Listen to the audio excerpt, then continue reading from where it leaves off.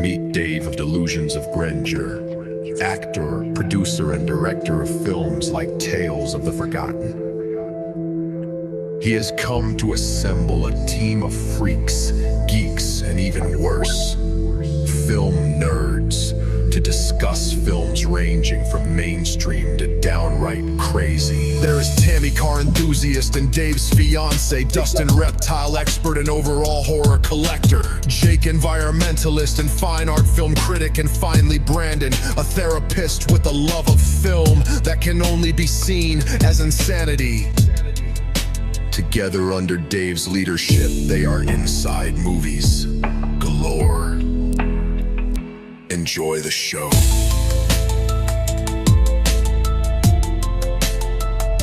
Enjoy the show.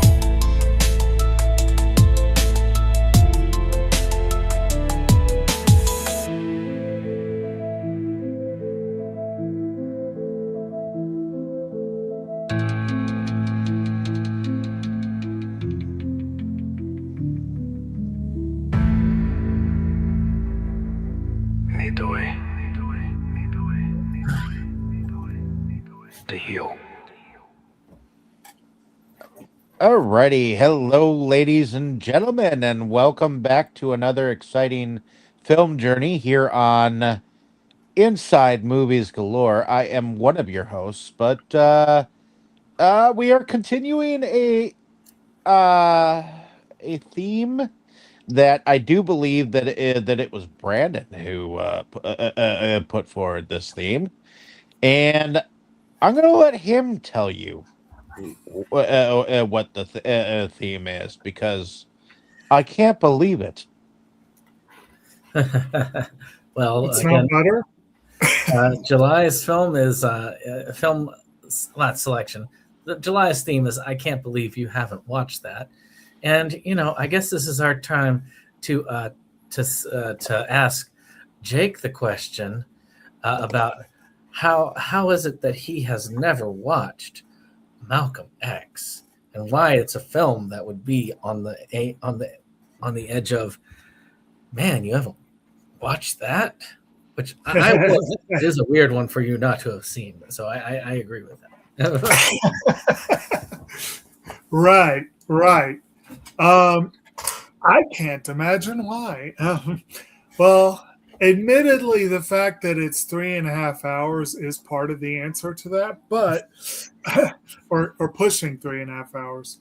But so this week's selection, we are watching the 1992 Spike Lee joint Malcolm X, described by IMDb as a biographical epic of the controversial and influential Black nationalist leader, from his early life and career as a small-time gangster to his ministry as a member of the Nation of Islam and his eventual assassination.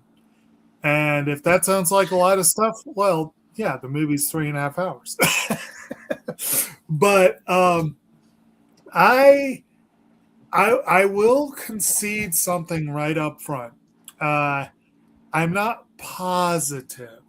I cannot swear to it that I was ever presented with the question, you have not seen Malcolm X?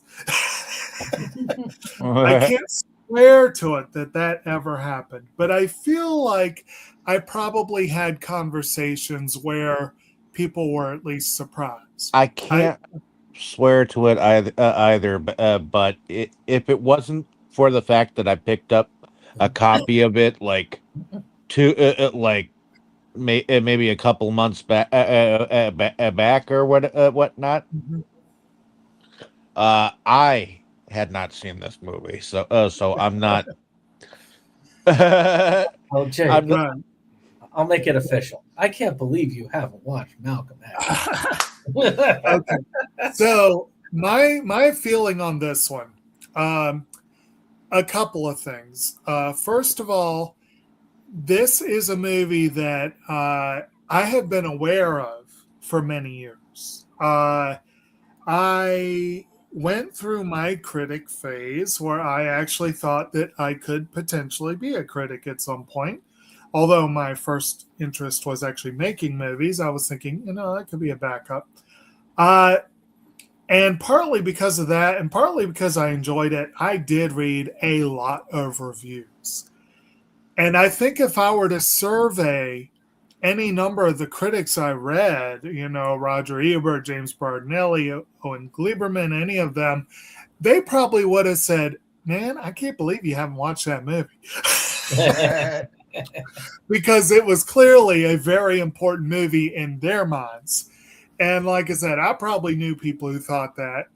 And then I had been under the misapprehension, I think, that Brandon had seen this movie. Of course, he can talk more on that when we get to first impressions. But we came up with a discussion that I thought was an outgrowth of the movie game that we did. But we must have just come up with this on some other side project, I guess, where we decided to pair American History X with Malcolm X. And it never happened. But we always, I think both of us, but certainly I had it linked in my brain, like one of these days, I'm going, one of these days. And then when Criterion finally released Malcolm X, I jumped on the chance to finally put it in the collection. And and then when Brandon came up with this idea, honestly, I was going to go with a movie that I know I've gotten that question many times. I was going to go with The Breakfast Club. But then Brandon did put American History X and Malcolm X and what 3 other movies? Yeah, 3 other movies. Nobody vote. And we chose American History X, and I felt like my hand was forced. I had to do this one. So that's my long-winded explanation for why this one. But I am very glad I finally had the excuse I needed to watch it. And like I said, I'll talk my full first impressions here in a minute. But that's kind of the why this one was a discussion. And I will say Brandon putting it on his list helped me justify it. Because if he thought that people were saying that, then I'm like, good, I'm not the only one. So anyway, and there were other things about it too that we could not have known at the time that we decided to create this pairing. And honestly, even when I picked the film, I could not have known of one of them. But when I get to the first, there are other reasons why I feel like this was timely. But anyway, that's enough of that. Let's go ahead and just go around the room real quick. And, we'll start with you, Brandon. Is this your first time with this movie, and what are your impressions? It is indeed. So I can tell you the full origin of that because I remembered it. I had been my mind had been dancing around the memory of it for probably the last 3 months. But for some reason, you triggered the last bit of it. It was not a part of the movie game. What was funny is you had gotten American History X, so you had a copy of that, and I happened to have a copy of Malcolm X. So we made a joke of, "Oh, this would be the perfect double feature," and that joke continued for years afterwards, to the point where we even forgot what the joke was about, or that it was even a joke. Saying this will be the perfect pairing. And oddly enough, now that I have seen both, not back to back, but week to week, back to back, pretty much, I have to say, other than the length, it is an oddly good pairing. There are a lot of thematic similarities, and there is a discussion to technically be had about that pairing. So it is really something interesting. I was about to lead off my first impression was like, well, listen to another episode of a bunch of white people discuss black cinema.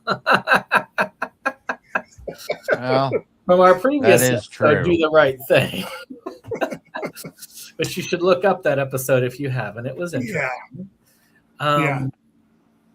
And to use one word, I think that's been gravely misinterpreted and used terribly. If the word woke could actually be used to describe a movie, this would be it, and it would use the correct definition. Because the idea of it, back when it was actually not used by conservatives to basically disparage anything they don't like, the term actually meant the recognition of the inherent injustice of the system racially. And that is which you kind of wake up to that and realize, oh, this crap is going on. That kind of, like I said, I got corrupted over time, but this is one of those few movies that I could actually genuinely say is that. And I would think that would stand by. I think it is a marvelous film. It actually inspired me to go in and watch a lot of the behind the scenes. This is after watching a 3 hour and change film. I really wish I had the time to do that. One day I will. The fact that some of the inspiration came from them watching Lawrence of Arabia, which I guess it makes sense considering how long Lawrence of Arabia was. And going, wow, that film's epic. We need to do that. Right.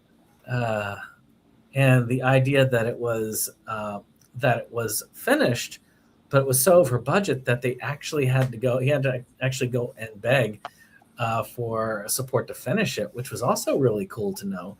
I mean, you had Oprah Winfrey, you had Bill Cosby, what was in the 90s? You had Magic. It was kind of a funny story that he had about Magic Johnson and Michael Jordan, because he knew they had a rivalry at the time. So he hit up Magic Johnson first. And then when he called up Michael Jordan, he's like, well, Magic Johnson gave us this amount of money for the film. He was able to get enough money out from all those donations to get the film out, which is really cool because in a way it was the community coming together to put out a film about the community, which is really cool. And they do get a shout out in the final credits. I noticed that, and then I read the trivia about it, and I'm like, oh yeah, okay. Now I see where that is. And this is our Filmz second one of them too. Spike Jonze movie that we're going on about. Spike Lee, that's a little different. Spike Jonze is a slightly different director. Sorry, Spike Lee. Yep. Like I said, the second time we have the bunch of white people talking about black cinema thing. But he's got a few movies worth talking about, and I'm going to mention one of them when I do my first impression. But yeah. But this one was such an interesting film. It had a lot of cool things to it. It was artistically, film-wise, it was at the top of its game. Cinematically, creatively, the writing there were a couple of things that I had a little bit of an issue with, like the fact that they got the blessing of Farrakhan to get it done. Did they? That's not what I read. Well, the idea was basically they did not want the Nation of Islam marching into the film creation. Right. And the idea was apparently he had said to Spike Lee that he didn't care how he depicts Malcolm X, but that you need to be very careful how you handle Elijah Muhammad. So, again, it's very interesting. The whole journey was interesting. And the fact that they did what they did to the controversial beginning, which a lot of people did not like, to where it is, it actually also reflected on me a little bit more of what little I knew about Malcolm X. So it's really cool. It was one that was on my list for years, and it was too long to actually watch. So you finally gave me an excuse to watch it. So I'm very happy about that.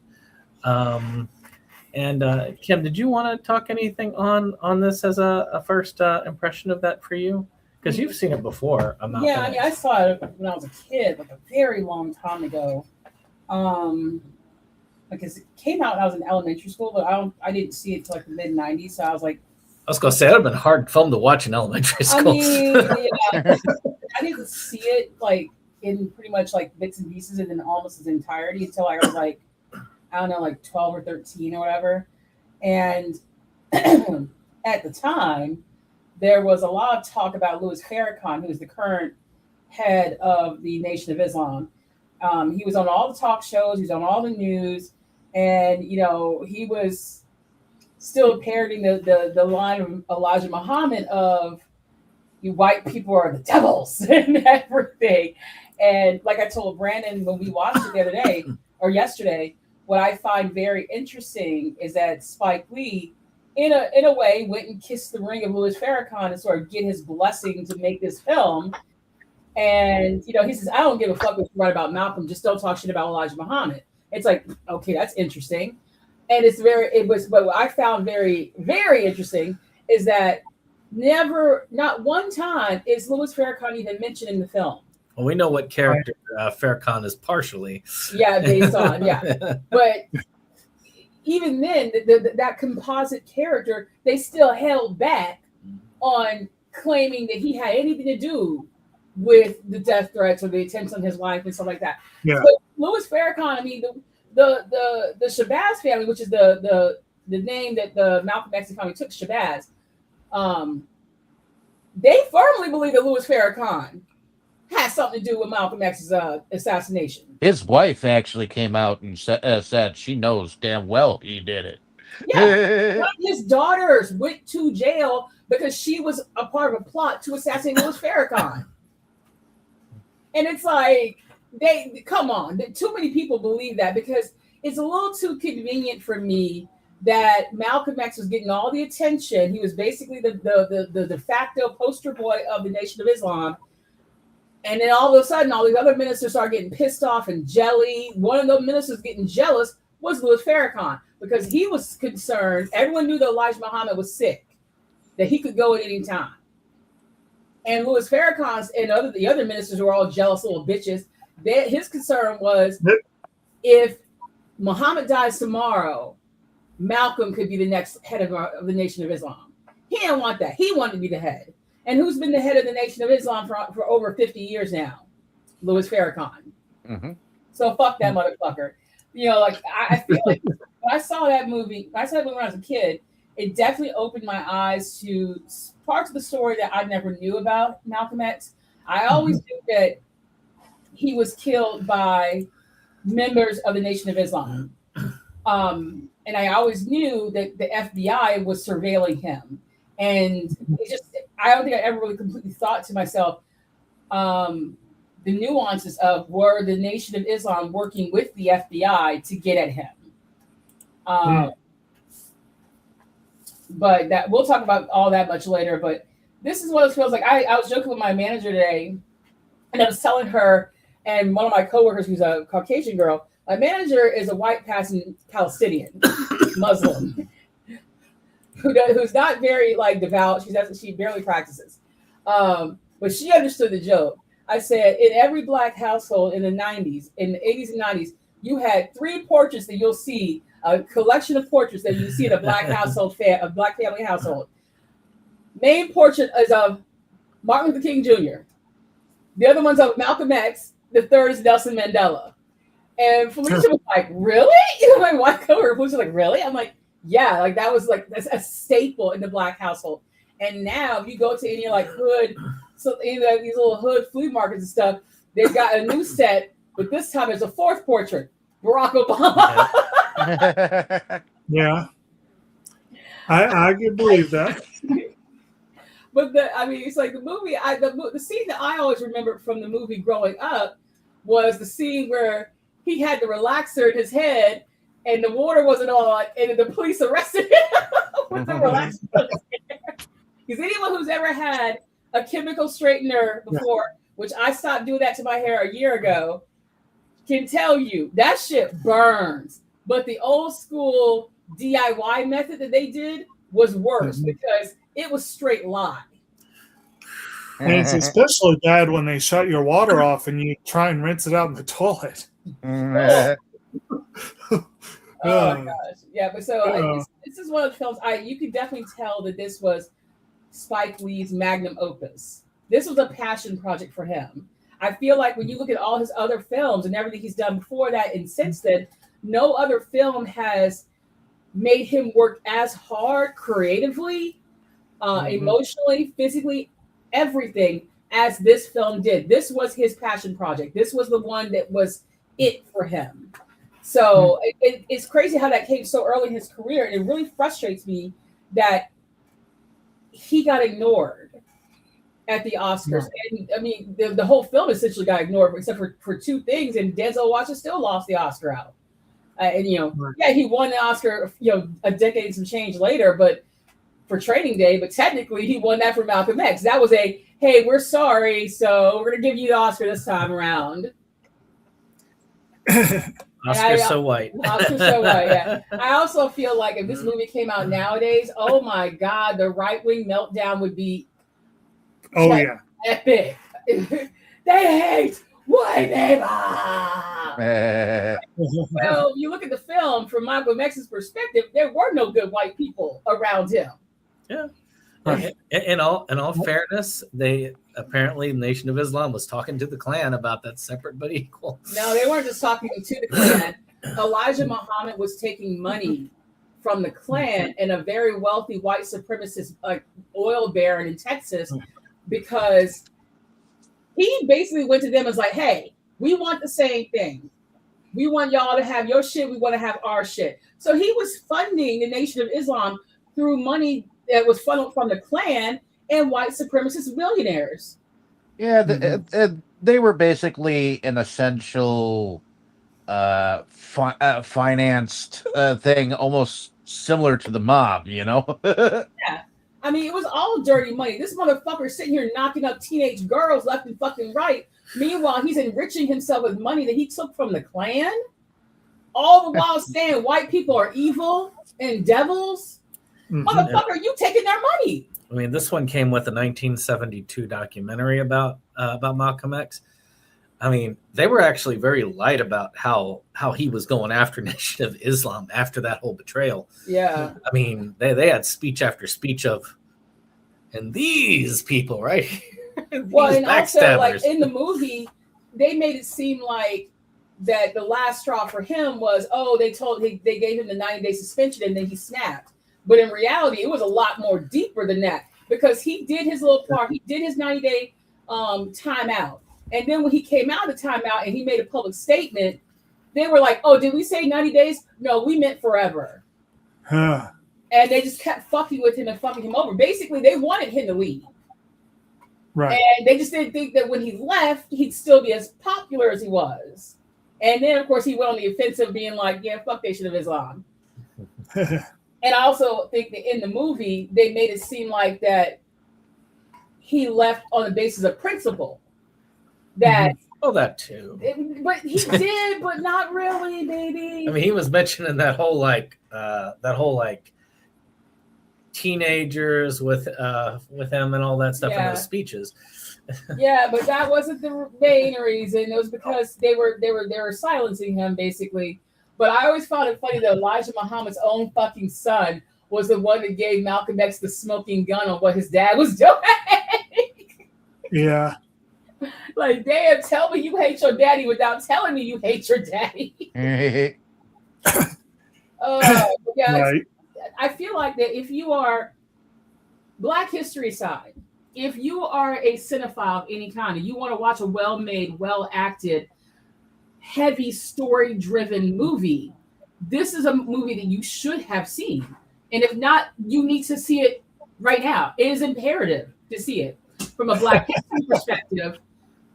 History perspective, it's important to show that even amongst the movements of Black nationalism, Black pride, civil rights and stuff, you're still going to have a lot of infighting. And that infighting is what they use to disrupt the civil rights movement. But with Nation of Islam, these motherfuckers were corrupt as fuck. That was the main issue. This went beyond just like, well, yeah, I love my wife, but I'm gonna fuck a bunch of hookers. No, they were corrupt as all get out in many different ways. That which makes it even worse. But yeah, I definitely think it's important to watch it from a Black history perspective. Because Brandon, I mean, I was very surprised what he did. I went to go take my shower. I come back. This motherfucker's watching the documentary and Googling. He created a conversation of him talking about things that he had never really thought of before. And I'm like, that's what I like about films like this. Films that make you think, films that make you want to do your own research. Inspire you to search more about it too, you know? Exactly. Right. So many people will look at this film and be like, oh my God, that rabble rouser. They'll cut me. Malcolm X, he still has the reputation of being quote unquote violent, that he preached violence. He never preached violence. Right.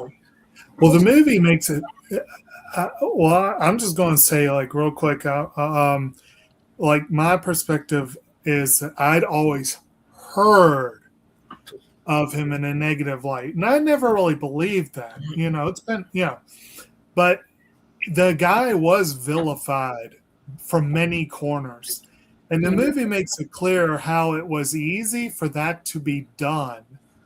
But it also makes it clear that, you know what I mean? Like it shows you a different angle.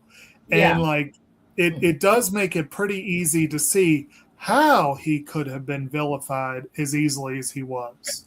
Well, simply when that protest happened, and he was asked to help disperse the protest, all he did was just wave his hand, and most of the almost every single black man that was there for the protest filed single file out of there. Well, his people did, but because his people left, everybody else who was like joining that was all confused, like, what? I guess we're going home. I guess we're going home. No, Brandon and I both said this. That scene where they're at the police station and he's like, go look out that window. And the guy looks out the window, and at the same time, they all look up in unison. Right. That was cool. Fucking crazy. Yeah. I would be like, yeah, shit, let's get that guy, let's get him out of there before they burn down the fucking station. A man with that kind of power. It was the implication. All right. So, did you so is that wrap it up for your first thoughts, or? Yeah, I mean, like I said, it's an excellent movie. It's an important film. Oh. Yeah. And Spike Lee has long deserved his flowers. Excellent choice. I think that any movie buff should be watching this, which is why Jake, as the movie as the artistic movie buff, that's why you definitely needed to see this. Orange ass back. That one. Hey, Ozzy. Hello, fucker. You trying to steal my AirPod? Yeah. Oh, that's Ozzy. Wow. How about you, Dave? Is this your first time seeing this, and what are your initial thoughts? No. Although, if you had asked me maybe 6 months ago, if I hadn't seen it, I swear to God, it would have been no. But I ended up picking it up at half price books some time ago, and I wanted to watch it. I felt the need that okay, I hadn't sat down and watched this, and so we did. I pushed it forward as a movie that I wanted to watch, and we watched it. Now, fast forward to the other day. We watched it on YouTube, and I had totally forgotten about the beginning parts. So I'm glad that we rewatched it. So, but the biggest thing that I always remembered was the scene where he just waved his hand and all those people just followed what he waved his hand about, and the cops saying a man with that kind of power should not have that power. kind of power. Oh. That's the biggest thing I remembered about the movie going for. But now seeing it again, it's a powerful movie, you know, and it really has an eloquence to it about and things that you may not have known during the civil rights movement that were going on, you know. Mm-hmm. So, I do think that it is a detrimental movie that you should see from a white perspective, as well as a black perspective. So, right. Historically speaking, it should have gotten an Oscar. Yeah, good stuff. Well, it did. I'm going to go ahead and throw out, according to IMDb, it did make an interesting record for the books that apparently still stands. And that is that Denzel Washington is on screen for over 2.5 hours. I don't remember exactly how long, which it's a 3 hour and 20-minute movie. You would have probably thought he'd been on longer than that. But, you know, obviously there's a lot going on here. But, the amount of time he was on screen, apparently it is the longest on-screen performance ever nominated for an acting Oscar. Wow. So it's like, that's kind of interesting. But it was, and the producers didn't want the movie to even be 2.5 hours long. Lee fought for it to be as long as he thought it needed to be. So. And honestly, when I look at it, it's really difficult to say, like, what could you have cut out? Like, and every time I think about it, I'm like, the things that I say, oh, you could have cut this out, you could have cut that out, but they're tiny little things. So overall, it wouldn't have made a big difference in the grand scheme of things. But like, looking at his earlier life and the flashbacks to his childhood, and of course his time in Detroit and Chicago when he was basically a hustler and stuff, those are important. It's important because how else you can explain why he went to prison for 6.5 years? Also, the flashbacks with his father and the murder and whatnot. I love how that was integrated into the whole thing. I mean, I feel like they only told bits and pieces of it over time so that you could just soak it in. I mean, one thing that I think some people don't quite understand is that Malcolm X was, I mean, they always talk about how well spoken he was. Well, he was also very well educated. And like, he wanted to be an attorney. And if he had been born in a different time period, he would have been able to go to law school. He could have lived out his Thurgood Marshall life, you know. But that scene where that teacher is just grinning while telling him, yeah, no. That was like, it's like, oh, okay, you fail as a teacher. But Jacob, that still happens to children of color to this day, even now. Yep. Oh, yeah. I had a lady that was tutoring a black student at my library, and the kid had interest in going to engineering school, but he was also an athlete. And all the kid, the teacher or tutor to talk to the mom was about, oh, he sure is good as a ball player. And he's like, yeah, I want to go to MIT one day. And she's just like, but what about basketball? Yeah. Bitch, how about he wants to be a fucking engineer? Like, why are you pushing him to something that this is an extracurricular activity for him? If that's a means for him to get to MIT, I can see it. But no, she was like, literally, she is his freaking tutor. And she's pushing him to do basketball for his future and not going to engineering school. Yeah. And now you say, well, maybe she knows because the kid's probably failing. No, the kid's got straight A's. The tutoring was for extra college prep classes. So this Right. woman knew he was intelligent, but that still happened. Say it shit had happened to me growing up, actually. Yeah.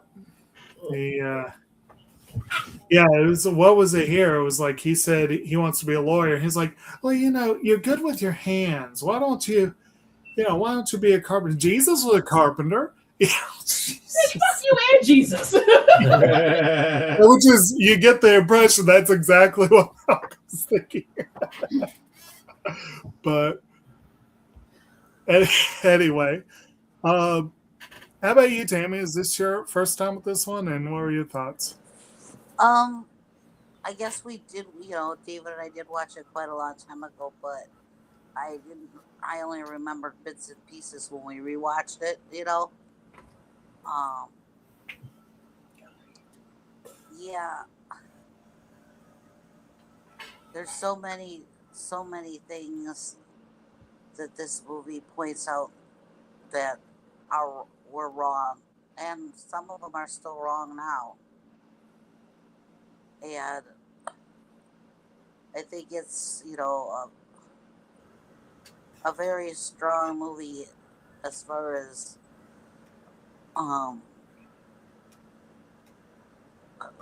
saying things like that, like you've been saying, he should never have been discouraged when he was a child to be from his dreams and what he wanted to be. He evidently, like he stated as a child, I'm good with my schoolwork. I get straight A's. Why would you a child, no matter what their color or religion or whatever, or what, should never be discouraged like that teacher did. That was just wrong. Mhm. I understand. At that time, they It was kosher. didn't want to encourage children of color or any minority race, actually, and that was wrong, and they didn't want to encourage females either. Everything at that time was all about the white man. It wasn't, if you weren't white, if you weren't a white man, you were basically nothing. If you weren't a white English Protestant man, you were nothing in the 40s. And honestly, you got to also temper that with, well, what's your European heritage? Because the Italians, the Irish, the Germans, they were in certain parts of the country, they were looked down on too. But then they realized, holy shit, if we keep treating the Irish and the Italians badly, oh fuck, they can turn against us too. So they'll team up with the others. Unfortunately, basically, they wanted the white man that was blonde haired and blue eyed. And that's some Aryan shit before Hitler. Well, and that sounds like exactly what the Germans wanted in their superhuman race. Massive Nazi gathering at Madison Square Gardens. But they were even saying that in this movie about that Jesus was portrayed as blonde haired and blue eyed, and they even said that in this movie. And it's and from the historical perspective, the historical version of Jesus was Middle Eastern. Right. Which is a really fascinating scene. We have a cameo here by Christopher Plummer as a prison chaplain, and the conversation that Malcolm forces him to have about, which I was very amused by that. The late great Christopher Plummer. I didn't even recognize him. He is greatly missed. Yep. Still the greatest Scrooge ever on screen, in my opinion. Right. But yeah, I think this is a movie that most people should see, and I think people that are racist should be made to see this movie. Well, they take the wrong. They take this is not a film to change the hearts and minds of virulent racists. If anything, It's kind of like it'll make them worse.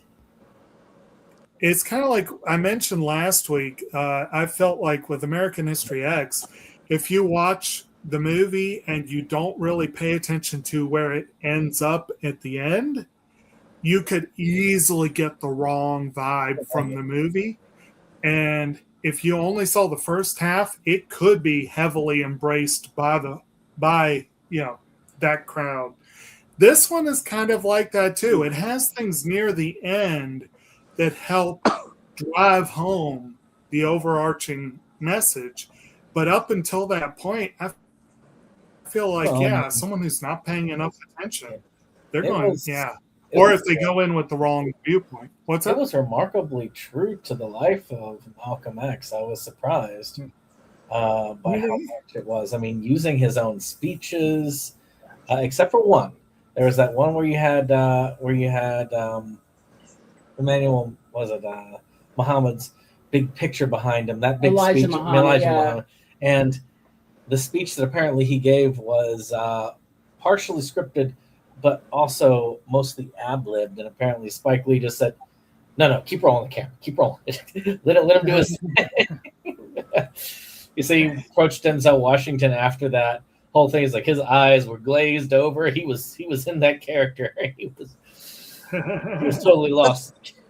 There is a lot of stuff in here about racism, though. You know that, and you know, and in that it isn't right. It isn't right then. It wasn't right then, and it isn't right now. You know. Yeah. It is just. It's sad. It's sad to see that we have not really evolved that much from this. You know. Yeah. No. I mean, if anything, we've actually devolved. We've regressed badly. I mean, the fact that I've seen, like, I remember seeing like this post about like again bringing back, because Citizen Vigilante has brought back that whole thing about that mentally ill individual that killed that Ukrainian girl, and the idea is like this shows that all blacks are criminals. And they were showing like a Citizen Vigilante 2 mock-up poster of him killing a bunch of black people. Yeah. It's like, you know, but that's the idea, is that hate begets hate. Well, it's also like, I mean, it doesn't escape my attention that we are watching this movie during a very critical point with race relations in this country. We had 2 criminal court cases that wrapped up just a few weeks ago. The Carmelo Anthony case, where he claimed self-defense and he got thrown in the bus by his own goddamn friends. And now he's going to be in prison for the rest of his life for what he says is self-defense.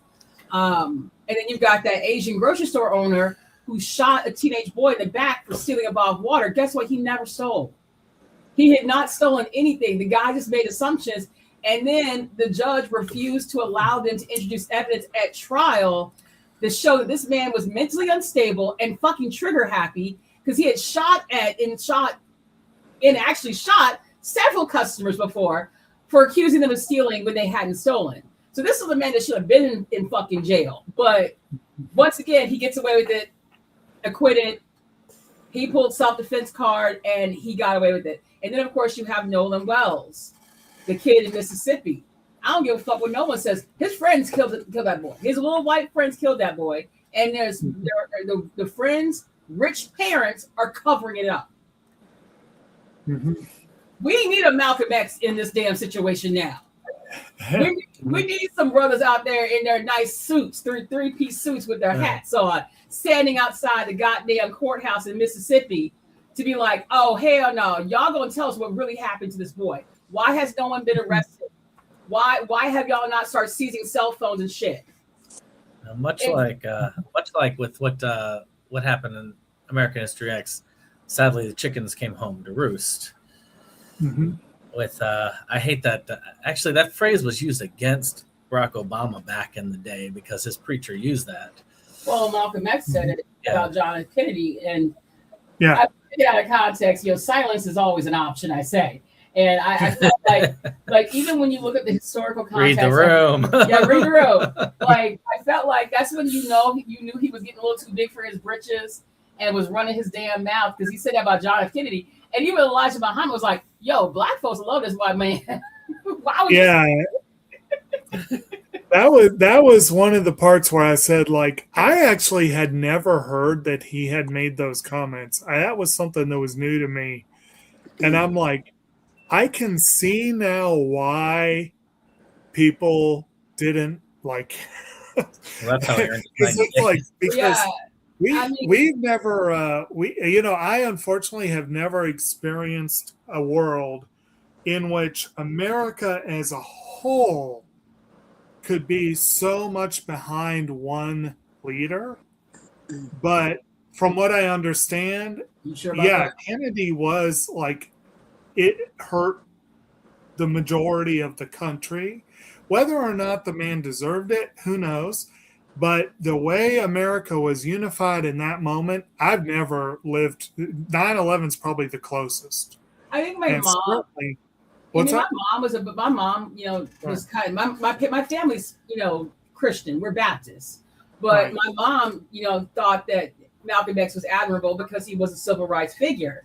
The only thing I think she found objectionable was his views on John F. Kennedy, because my mother and her family, they were some Kennedy supporters back in the 60s.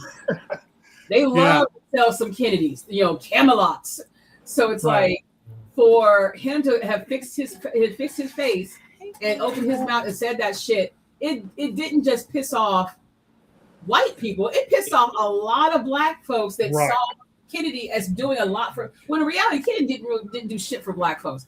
He had concepts of ideas and thoughts and plans, but it was Johnson that actually enacted all of those.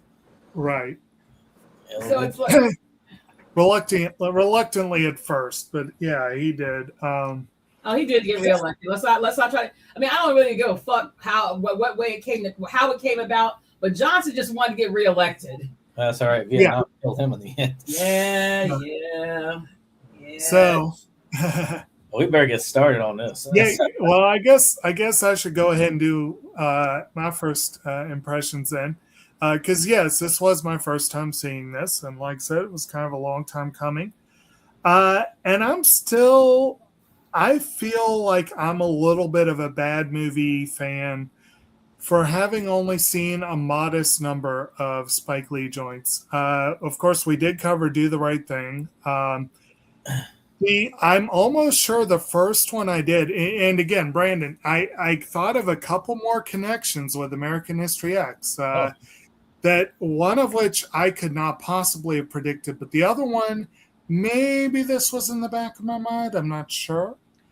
But I'm almost sure the first Spike Lee movie I saw was the one that starred Edward Norton, which was 25th Hour.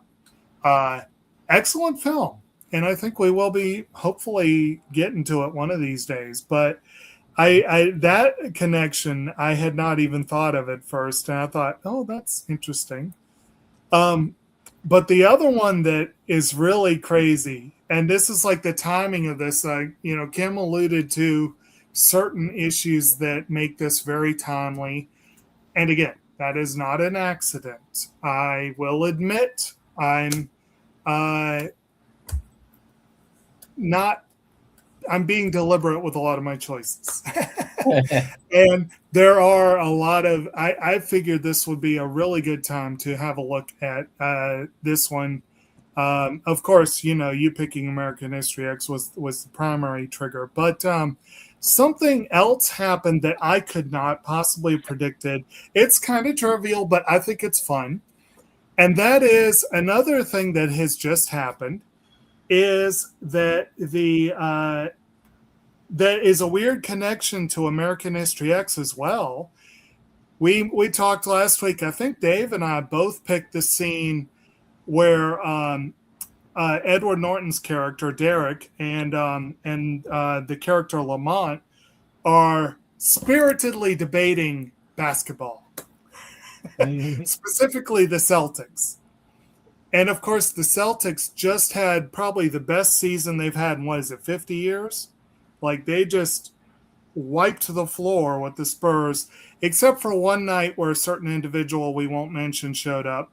But a lot of other celebrities showed up.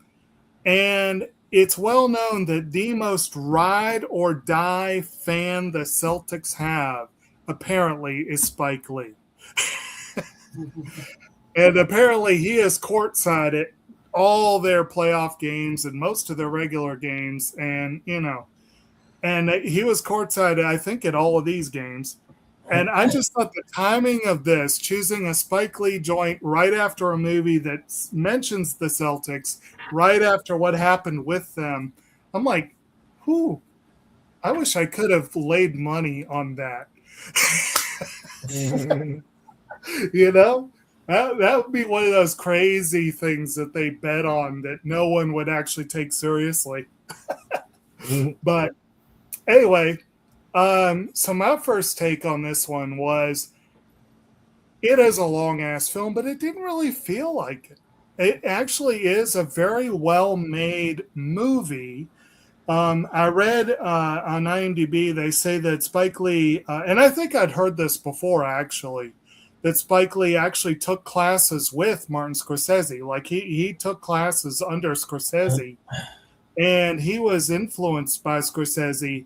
And a lot of people feel like this had some Goodfellas reference kind of influence to it. And, there is a little bit of that feel. It definitely feels a little more polished than Do the Right Thing did. And, well, of course, that was his second feature, second or third. No. So it definitely, he's got a little more experience. It's a little more polished.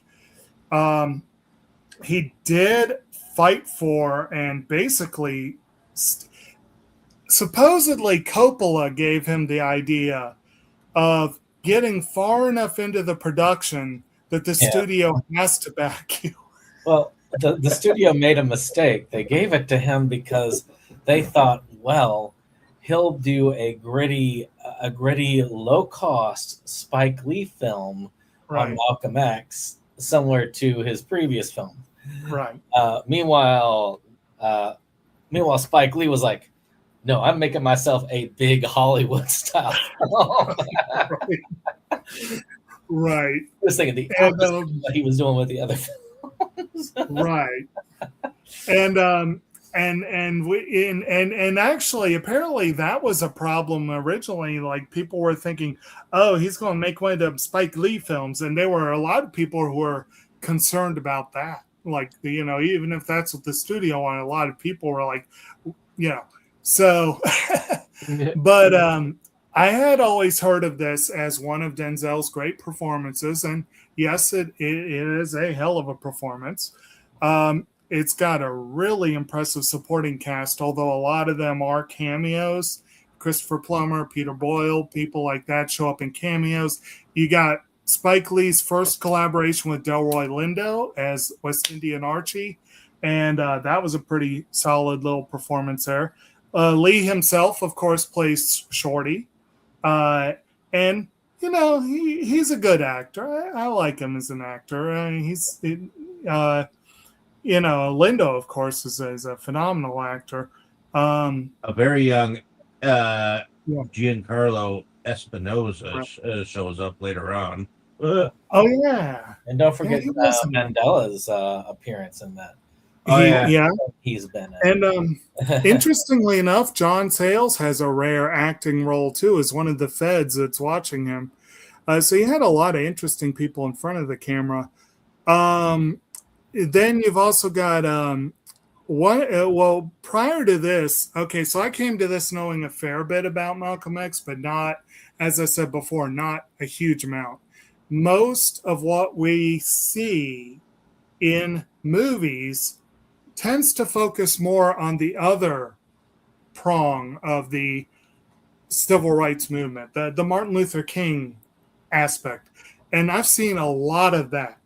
And usually if Malcolm is mentioned, it's like as that other guy or the more violent one, or like I said, he gets the bad rep. And Magneto. yeah, and this movie kind of really undercuts that idea. And in fact, there's one line, it may have been Sales who said it, because I think it was the scene with the feds, where one of them just cracks, this guy's a monk compared to King. And I just thought that was kind of funny, given the reputation that, you know, they respectively have. And honestly, the previous Malcolm X centered film I think I saw, another weird bit of trivia, apparently Regina King auditioned and had a very bad audition and didn't get a part. But she came around, 2 decades later, and filmed as the director One Night in Miami, which featured, you know, Malcolm X, Cassius Clay, Jim Brown, and Sammy Davis Jr., if I recall correctly. Amazing. And what's that? Amazing film. It is. It's a really good film. But that was another one that really helped kind of humanize Malcolm X and kind of give a little more insight. You know, even though it was a fictionalized event, they each one of them, you know, played their characters pretty well, and it was really, really interesting. But so I was really interested to see a different take and a different look. And even though I know they fudged a lot, like we mentioned, Farrakhan could not be mentioned in the film, and so they came up with ways around that. Apparently, Betty Shabazz was beefing with Malcolm X's sister, so there's no reference to his sister in the film, really. So there were little things they kind of, and we mentioned that Baines was a composite of multiple characters. There were things that were altered, that were changed. There were things that were downplayed or played up, you know, but for biopics, that's expected. And based on what I know of the character and what I saw on the screen, I'm under the impression this is one of the more faithful biopics out there. And it definitely does a really good job of being a biopic while also being an entertaining and interesting movie. That's not always a balance that's reached, you know. So I think they did a really good job with it, and I'm glad I finally got to see it. And I think that's everything. So yeah, so let's get into it. And this movie being so long and being as it is, a portrait of not a whole life, but a good chunk of a life. I'm not going to try to do a scene by scene, beat by beat. Not at all. But I'm going to try and hit the highlights, and hopefully, and I'm going to encourage everyone to speak up if there's something that you want to hit that, you know, we haven't done. But as I think was mentioned earlier, this one kind of starts with Malcolm Rodney King beatdown. Well, there's that. Yeah, they start with the trial came what's out that? right at the premiere. So LA was basically burning as this thing was coming out. This is true, yes. So the movie does start and end with basically documentary footage and voiceover. Pretty much. That's kind of how it goes. And yes, it does start with voiceover in the character of Malcolm X, but with like footage of Rodney King and that sort of thing. I don't remember that much of the specifics of that, to be honest, but did anyone have something they want to focus on there, or? No, I just wanted to mention that that they did like play Right. a lot of that, which, to be fair and honest, that was like a huge thing that happened. Well, It was topical at the time. So Well, and it remained topical as we heard a reference to that event in last week's movie. Yep. But yeah, I mean, I remember that. I remember hearing about it and it being a pretty big thing in the news. I don't remember, like, I was too young for it to really, do much, but I remember hearing about it quite a bit. And yeah, that remained a pretty big thing for much of the 90s. Still quite controversial to this day in many corners. But so we start with that. And it should be mentioned that I don't remember. I need to check and see when his first official documentary was. But Lee has a career not just as a narrative filmmaker, but as a documentarian. He has produced a bunch of documentaries at this point, and he did not shy away from including documentary and documentary style footage even in his narrative films. I was going to say this is not the first. This is not the first film I've seen of Spike Lee's where he's inserted some sort of documentary style footage to the beginning or end of his films. Right. And he, I know there's a couple in particular that I need to see that I have not gotten around to. I think one of them was called Four Girls. That was supposed to be one of his big, I think that was an Oscar-dominated documentary. And he's actually about to get his fourth ever Criterion release. And it's a documentary of, basically it's a concert film, American Utopia, focusing on Dave Byrne of all people. It's going to be quite interesting, I'm sure. But I still don't know how they only have 4 Spike Lee joints in the whole Criterion collection. That's crazy. And three of them released in the last 5 years or so. I think before this one. No, this was the third one because I think Bamboozled was the second one. It's kind of weird. But anyway. So we go from there into young Malcolm Little, aka Red, basically strutting about town doing his thing. I think we start with him getting his hair straightened out, right? Yeah. I love the zoot suits of the 40s. They're so cool looking. It was quite an era. The way them cats walk remind me of the Marx brothers just a little bit, because I swear to God, Groucho would walk exactly like that. Yeah, and of course we see that his wingman is Shorty, who's again played by Spike Lee, and he.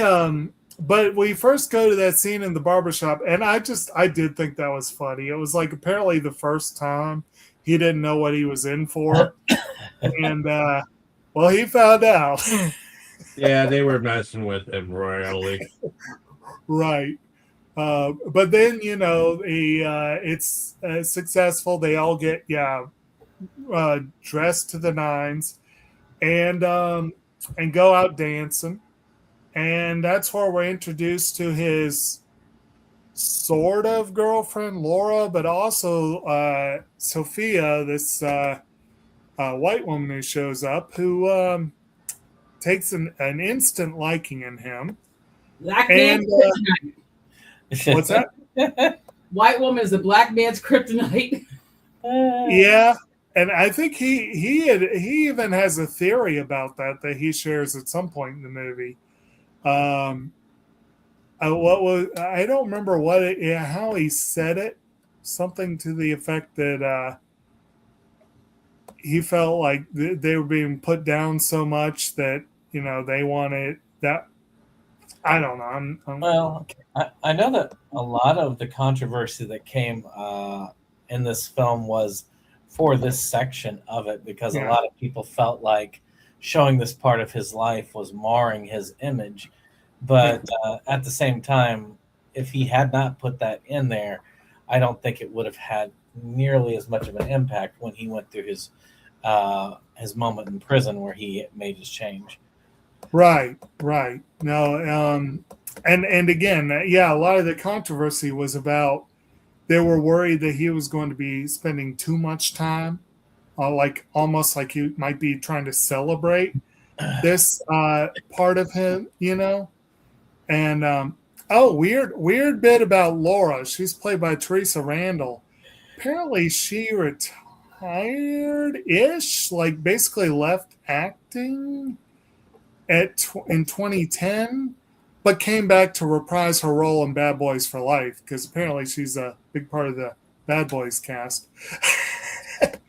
That's kind of interesting. But anyway, but yeah, you get to see, him as a ladies' man. You see him get this in this general area is where he falls under the, you might say, apprenticeship, or becomes a business associate of West Indian Archie. Again, Delroy Lindo's character. Basically, and apparently they slightly tweaked real events to make it more cinematic, where basically he has a literal run-in with a guy at the bar. The guy is not happy about it, but Malcolm refuses to back down or apologize and ends up smashing a bottle and swiping at him with the bottle. And the guy runs away and, and Archie happens to be sitting in the corner and he calls him over. Well, first he gives him a double drink. And he calls him over and, and Malcolm, tells him, well, I know who you are. We got, it's like, you've heard of us in Beantown? Oh yeah. And so he ends up running numbers for him basically. And then of course, eventually he gets a little big for his britches and tries to con Archie, and Archie doesn't like that. Nope. And leads to Falling out. a falling out, yes, but also leads to Malcolm basically kind of watching over his shoulder for a little bit, laying low for a little bit, until he and Shorty decide to get together with their girls and run their own racket. And they hook up with this guy whose name I forget. But they basically just start robbing rich people. And it works pretty well for a little while until the aforementioned scene where him and Shorty are at the apartment. They don't know exactly where the girls are at. They don't know exactly where the other guy's at. He puts the treatment in his hair, and just as it's starting to really burn, he goes to the sink and the water isn't working. And then they go to the other sink, the water isn't working. They get more and more and more panicked. And he ends up going and dunking his head in the toilet and turns around, and Shorty is being cuffed by the cops. And it's like, yeah. But, and then he gives his impression of the justice system, which the girls get off like 2 years. Like they get off pretty easy. Less than that. Which is heavy like considering it. I mean, that's pretty heavy for white women sentences at the time. Right. And actually, I've seen pointed out that this actually wasn't as crazy and racist as it seemed. Because, you do get that drawn out scene of the judge saying 8 to 10 years. Count 2, 8 to 10 years. Count 3, 8 to. He keeps saying this. I guess it was 14 counts. I think it was. And it's like the other guy like faints at it, thinking it's 100 years. Well, but they're concurrently. He says all of them to go concurrently. So basically, it was 8 to 10 years. So it could have been a lot worse. But even so, they go to jail. They don't end up together. They end up going to jail and spending some time. And so yeah, I guess I'll pause here. Anyone want to comment or fill in any gaps up to this point? No one ever told Shorty what concurrent meant. He fades from the shock. Yeah, he really does. Shorty, well, Yeah. It seemed like the judge was enjoying himself. Yeah. On Yes. count one, Yeah. and then it's because he could have. I don't think he really had to sit there and do it like all drawn out. He could have just said 14 counts, or something, But he Right. made sure he did count one, count two, count three, and said Right. it all,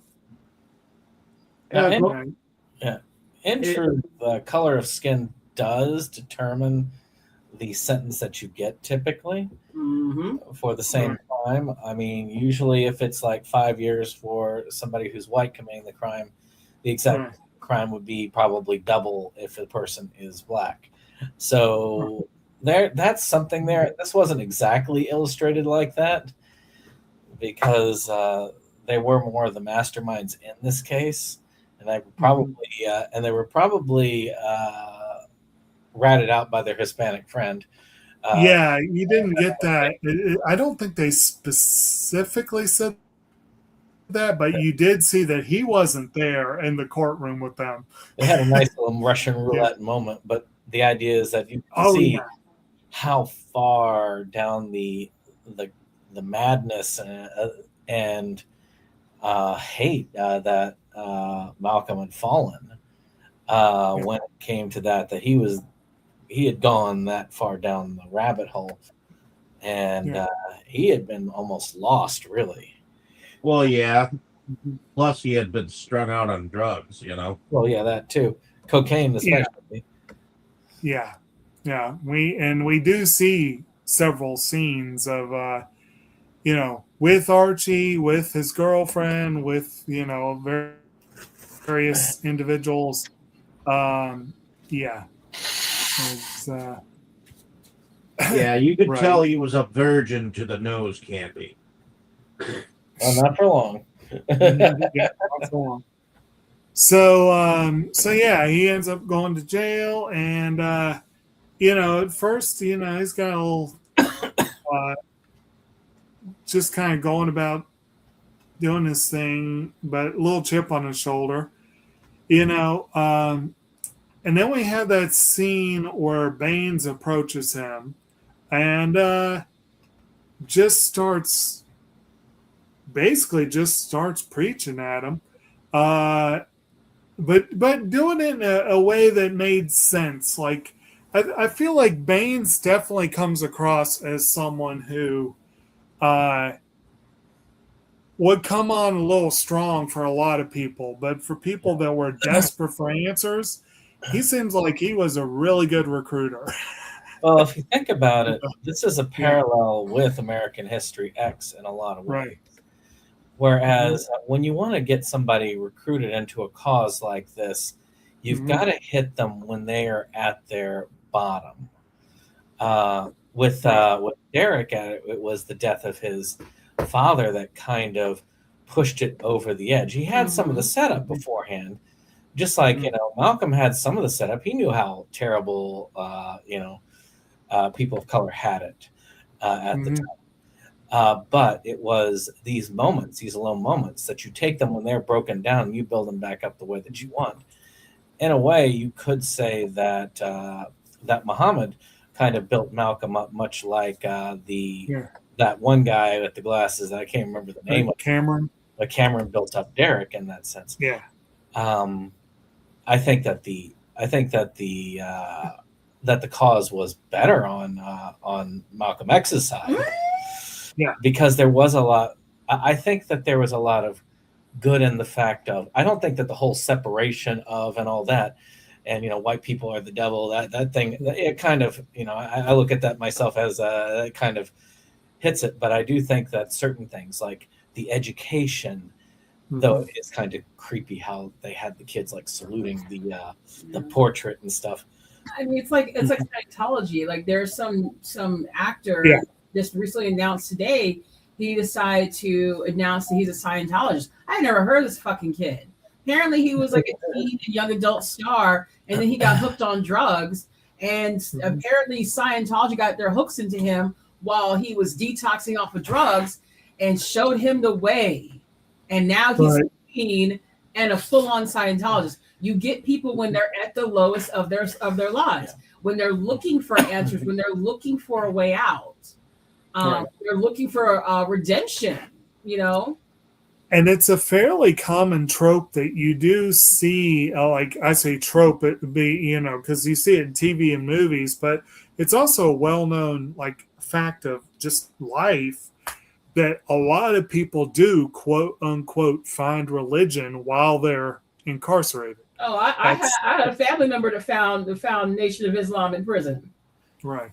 I mean, what was that scene that you had said it was pretty powerful, like where he says, can you think of any white man that has been good in your life or whatever that? Or any white person's been good in your life, yeah. And he starts flashing back on all the white people that he personally had known in his life. And even though like his little white girlfriend, he flashed on her, but it's like, shit, we don't know if she sold them out or not. Like I still say it's that Hispanic. So, he wasn't Hispanic. He was mixed. He was half black, half Italian. Like I say it was him too. The but Italian, like, even his little white girlfriend, he was like, he's probably thinking himself, okay, let's be for real. She's with me for two things. I'm cute and I'm running scams and she can benefit from that financially. But when he looks at the rest of his life, the white men, the white KKK men that killed his daddy, the white teacher, the white social worker that separated him and his siblings from their mom, in his perspective, in his mind, he has never known a good white person. We actually didn't touch on his father in that, which they talked about. Yeah. His father took his end because his father was somebody that also preached that separatism, the whole like, let's all pack it up and go back to Africa. Yeah, he was very deep into Marcus Garvey. Yeah. I was going to got thrown in front of a train to die. No, they tied his ass to the train. Like villain style, tied his ass to the train tracks. Which I'll admit, one scene that kind of was jarring for me. I didn't fully get. Usually, I'm good at spotting flashbacks, and sometimes have to explain to other people, "Hey, this is a flashback."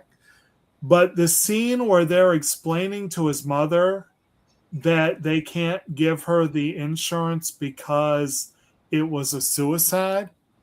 And she's like, he smashed in the back of the head with a hammer and put in front of a train.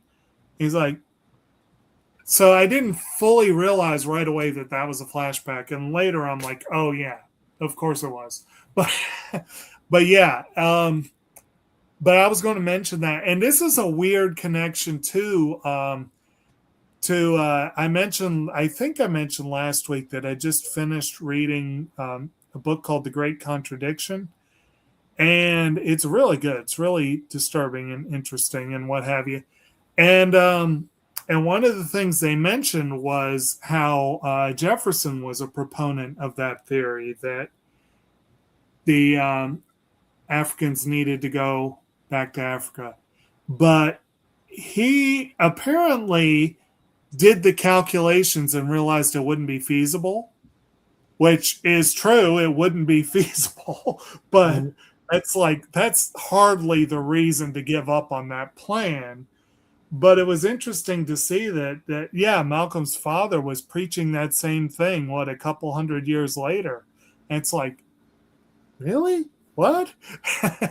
I mean, you expect to hear it from, the Klan or, people like that. But that was surprising to me to hear that in his sermon. I was like, okay, well, you drank a certain brand of Kool-Aid, I guess. So I guess this also is a tie-in to Brandon. I think you just mentioned how Derek had the seeds planted by his father, partly by his father, but also just the life experience. Malcolm had seeds planted. They were, there were definitely reasons why he would be open to this way of thinking. It wasn't immediate. Baines had to make some effort, but it did get his interest. It did get under, and he became a disciple, a devoted student. As you know, he went in.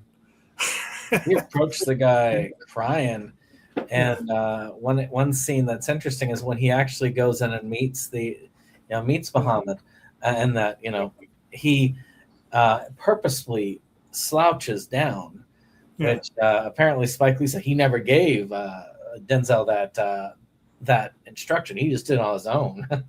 Which he had said, this is just the amazing part about this guy's art, and how well he did is like he did that slouch so that he would be down on his level or below his level, and with those tears coming down his eyes just from meeting him. Which, by the way, Bane, of course, being the one major fictionalized character in this, who is the composite character, which is probably as close to Farrakhan being in this film. Because that was one of the composites that he was made up of. Played very effectively by Albert Hall, who's been in a few things over the years. And we should mention, though, before that, while still in prison, Malcolm X felt that, he was challenged by Baines. And what was the challenge? It was basically about... It got down to praying and praying 5 times a day, facing Mecca. The typical Muslim practice. And somehow the way he presented it, it was like it was a bridge too far for Malcolm. He could not fully surrender. Full surrender. Yes, that was a little too much for him. But then he ends up having this vision of the Honorable Elijah Muhammad, and it just like he likens it to like Paul on the road to Damascus. He's like, and I'm not saying I'm like Paul, but I get where he was coming from, So like that somehow he has this vision that completely changes it for him, and he is able then to, fully submit and fully, So that happens, and then, like you said, when he gets out of prison, he is taken to meet Muhammad, and One thing I did not understand, which I don't know why I didn't understand this about the Nation of Islam, is that the Nation of Islam is purely just for the black Muslims or Muslims, as they say it, and which is an exclusion of the Arab ones or the others, which comes back later in the movie when he takes his trip to Mecca. But still, that I didn't think about. I thought like, well, everybody's on the same page because you're taught like one person is one person. But I guess it's similar to the was it the Black Israelites? Is that the ones? Oh yeah, the Black Israelites who would probably not care very much for a lot of the people in charge in Israel. What's really interesting with the Nation of Islam, and something that Elijah Muhammad seemed to gloss over, because of course he didn't, he very carefully did not teach his followers that Middle Easterners who are Muslims are of different skin tones and shades. It's because when Malcolm X goes over there, he's shocked. Yeah, they were white Muslims, and it's like, okay, that's just a skin color to them, because to them they're not looking at their skin and seeing that this is their main difference. They're looking and saying, what country are you from? Are you Iranian Muslim? Or are you a Lebanese Muslim? Are you a Jordanian Muslim? They're not looking at skin tone. To them, they're all the same. It's just their religion.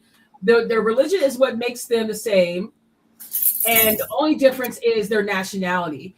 So for Elijah Muhammad to deliberately mislead his followers and make it seem like that only black people that look like us are Muslims, it was a fallacy, and he knew it was bullshit. He knew it. Right. And it's so funny too, because my manager, she is a Palestinian Muslim, And she grew up here in the country. She's lived all over the world because of her father's job. But she says all the time, Muslims in the Middle East cannot stand Nation of Islam because they dead ass act like they invented Islam when they fucking didn't. So Elijah Muhammad invented his version of Islam, but definitely not the real religion that's practiced by a billion people all over the world. There were a lot of inserts to that one. I noticed there were some inserts that he made for that particular one. But again, it's that idea. I mean, it's almost a cult mentality. But like I said, I still feel like there was a lot of good done in a way because it is. People gained some pride in who they were. But that was part of the building up, is you gain pride in who you are, which at the time, that is something that was solely needed. But yeah. But yeah, that was interesting. I'll admit, that's also something I was less aware of. Like, I don't know if I was unaware, but I don't feel like it's well known in every, and that they were so what am I trying to say? Partitioned off from the world of Islam at large. Well, that's the thing, is that from an outsider's perspective, I mean, I never realized that it was that partitioned off from the rest. Because everything was taught like, well, a Muslim is a Muslim. Right. Well, and of course, a lot of that is a factor of issues that propaganda. Propaganda and all sorts of stupid stuff. Well, we had an entertaining run-in with the Black Israelites. We were at DC. Oh my god! I know. Tammy turned to me after we watched this movie, and she was like, "I thought that Muslims were like the people who wear the sheiks and the towels around their head and stuff like that." And I'm like, "Nope, there were Black Muslims, and there were even, I think, white Muslims too." Well, yeah, they're like I said, they come in all different. They're a white woman wearing pantsuits. I mean, we have some Muslims that come in where I work that, with the full dress and everything. That some of them are definitely white. It's just like it's definitely something that you see variety, just like any religion. I mean, I grew up in the Lutheran Church, and I will admit the Lutheran Church is overwhelmingly white, but there are a lot of people of different groups that find their way to it. Yeah, I grew up in the Lutheran Church myself, the Missouri Synod, though. Yeah, I think they're a little more hard nosed. The Wisconsins, I think there was a different. It was more like the Catholic faith, a version of Lutherans. Right. So,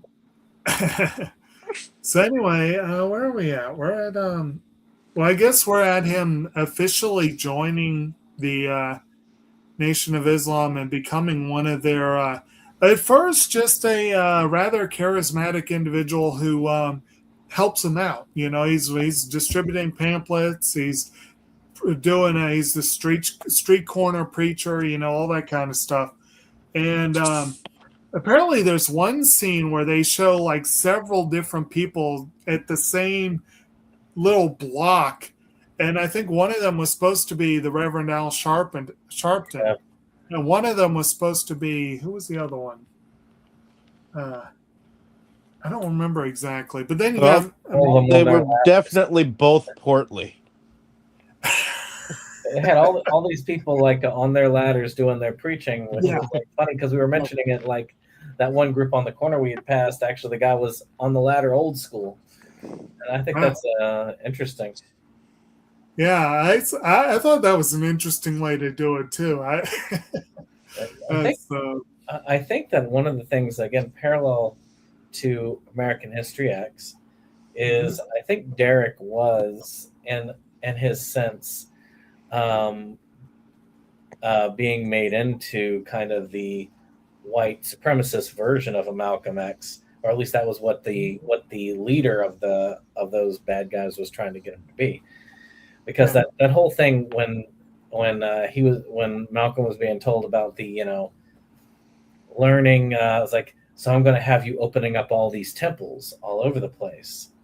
It was very much mirrored in that 1999 movie where the guy was basically saying, I'm going to have you opening up chapters all over this nation. Right. The difference is that Derek's turn happened earlier on. And also the major difference being that they did preach hatred and violence. Oh, God, yeah. And however corrupt the Nation of Islam may have been, Islam itself does not teach these things. It's a religion that teaches love and peace. It does, for the most part.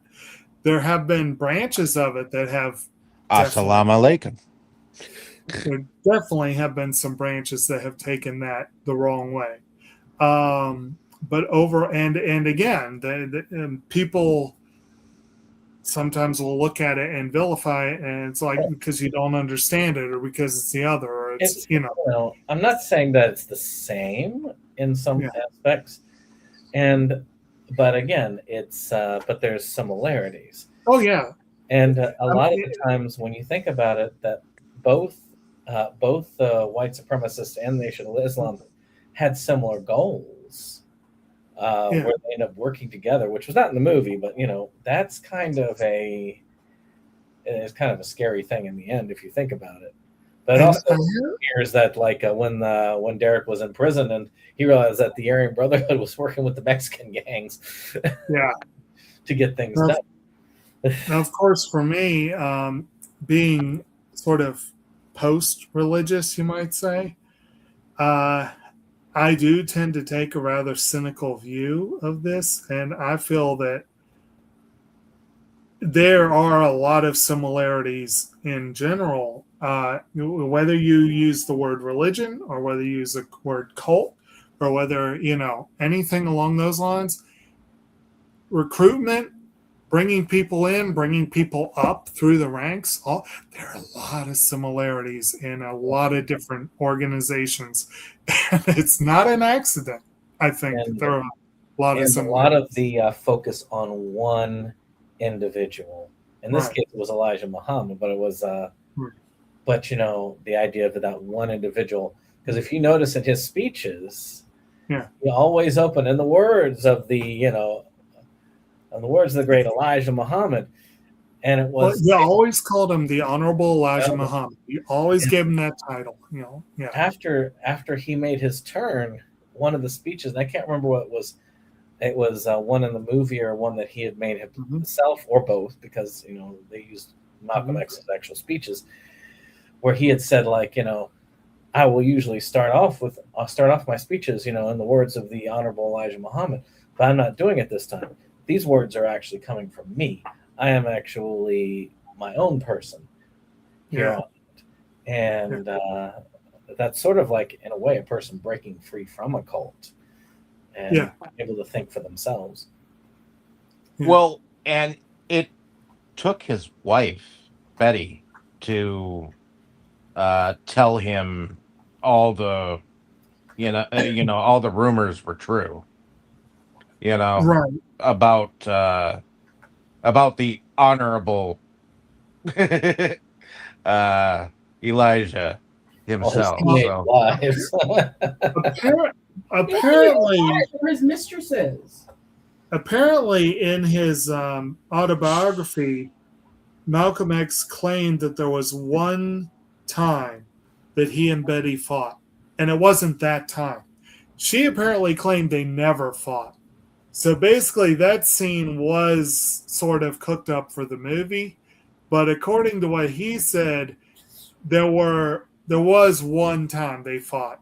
I think it was about the girls. It had to do with his availability as a father, I think it was. Okay, Which is so not they did unrelated show to what that. this What's up? They did show her doing that. That was part of that big fight That's too. like I said, that's not unrelated to the argument they were having, but supposedly that was the gist of the one argument they did have. Or she's pointing out, of course, that hey, have you noticed all these people having their fancy furniture and Yeah. fancy cars? That they seem to be getting off of the back of the people. Yeah. And so we and yeah, somewhere along the line we do meet Betty, who becomes the wife, played by Angela Bassett. Big high profile role for her earlier on, and she definitely comes across as a true believer. She comes across as someone that she is all in, and she is all in for Malcolm. And the movie definitely makes it look like they had that she was very understanding wife. A very close-knit relationship. Yes. Well, I mean, that's one of the things that was very much of a difference between him and Martin Luther King Jr., which is why the FBI had that thing. It's like, man, compared to King, this guy's a monk. Because again, he was loyal to his wife. Yes. He was a player beforehand, but once he ended up with her, it was. And with King, his wife was loyal to him because the cause was greater than the parts, which it was for that matter. Right. So yeah, we see a lot of the speeches. We see a lot of, and actually, I kind of joked that this is. I said at one point, this is the speech that inspired Mel Brooks. I meant to say in my opening thing, there is a moment in Robin Hood Men in Tights that directly spoofed this movie, and where Dave Chappelle's character gives a speech, and I always felt like I needed to see the movie that was behind that. So that was a small part of the reason why I wanted to see it. But and we could say Mel Brooks is one of the people that said you need to see this movie. But those speeches are pretty interesting. Like, he does say some really, not everything. I don't agree with everything he said, obviously, but a lot of what he said, I could see how it resonated with people. And again, he does come across, and part of this may have been Denzel Washington is an extraordinarily charismatic individual, but it could also be, but he was, again, very much in character. I've seen footage of Malcolm X, and I feel like Denzel pulled off that. But you can buy that this guy was getting people fired up. You know what I mean? You can definitely buy that this guy was getting people excited, And at least that's my takeaway. I'm getting to watch the real speeches after watching the movie. Right. It is scary how well Denzel's performance came across. Yeah. He really was Malcolm X for these things. Like I said, this movie really did show how good an actor Denzel Washington was. He became Malcolm X for those roles. It is scary. But he actually apparently went an entire year not eating any pork, not touching alcohol, basically living like Malcolm X. Right. The role. Maybe not for the first part as Red, of course, but well, I had read that too, that he did do a lot of prep work, that he got deep into character. And that may have helped with one thing later on that I found kind of interesting, but I'll try and remember it when we get to it. But I guess, did anyone else have anything that like specific scenes or moments they really want to highlight in kind of the middle section, I guess you could say? I guess the best speech that I remember from Malcolm X was when he talked to them about being hoodwinked. I like that whatever he said around that speech because it was powerful. Right. I was trying to see if I could find the exact words, but I don't think it's in the quotes on IMDb. I mean, So- one of the more powerful things from that time period where you could really understand where they were coming from was when that one white woman approaches him and says, "I love how you're speaking. I want to do anything I can help. What can I do?" He's like, "Nothing at all," and then moves on. It's And that's the part where I kind of was like, dude, you're losing me, because it's like, for her to dismiss her like that, like obviously she was crushing hardcore, and also was inspired by his words and stuff. I cringed a little bit because I was like, stop with the white guilt. It's embarrassing. Right. You're pandering. But I disagree with him when he's like, nothing. Because we've had this conversation, my coworkers and I, my friends and I and stuff, and we had said, like, when they say we don't need white allies. I mean, I'm not saying we don't need allies, but we can't dismantle white supremacy without white people cooperating. Yeah. So you can't, like, how do you feel like black people are free? We can't be free if the people who are oppressing us aren't on our side. So separate separate but equal don't fucking work. It never fucking worked. Because anytime black people had anything of their own, the white supremacists destroyed it. Rosewood, Tulsa, Tuskegee, everything. Lake Lanier, Seneca Lake in New York City, that's now Central fucking Park. Actually, I was reading about something today that I'd never read about, but apparently it was talking about a white supremacist coup that took place in Wilmington, North Carolina, where they had an integrated society and they rose up and basically took over. And it's like, okay, I didn't realize, but this was a long time ago. It's faded into history, but it's like Wilmington now is getting back to being more, you wouldn't expect it with that, I'm like, I didn't know that was here part it of is. it. But what's up? Every time you break the seal on that liquor bottle, that's a government seal that you're breaking. Oh, I say and I say it again. You've been had, you've been took, you've been hoodwinked, bamboozled, led astray, run amok. This is what he does. Everything before that was priceless. So, and that part was that much of that speech was transferred over to a Chu's speech, but yeah, I agree. I thought it was an interesting scene. But on the college student, I wanted to mention that's kind of toward the end, not long before he starts to have his break with the nation. And I think this comes after his comments on JFK. I'm pretty sure that came after that. And those comments, I was a little shocked. I was like, holy shit, he said that. But, I've been tempted to have similar thoughts the last few days about, I'm not going to go into too much detail there, but y'all probably know who I'm talking about. But this is the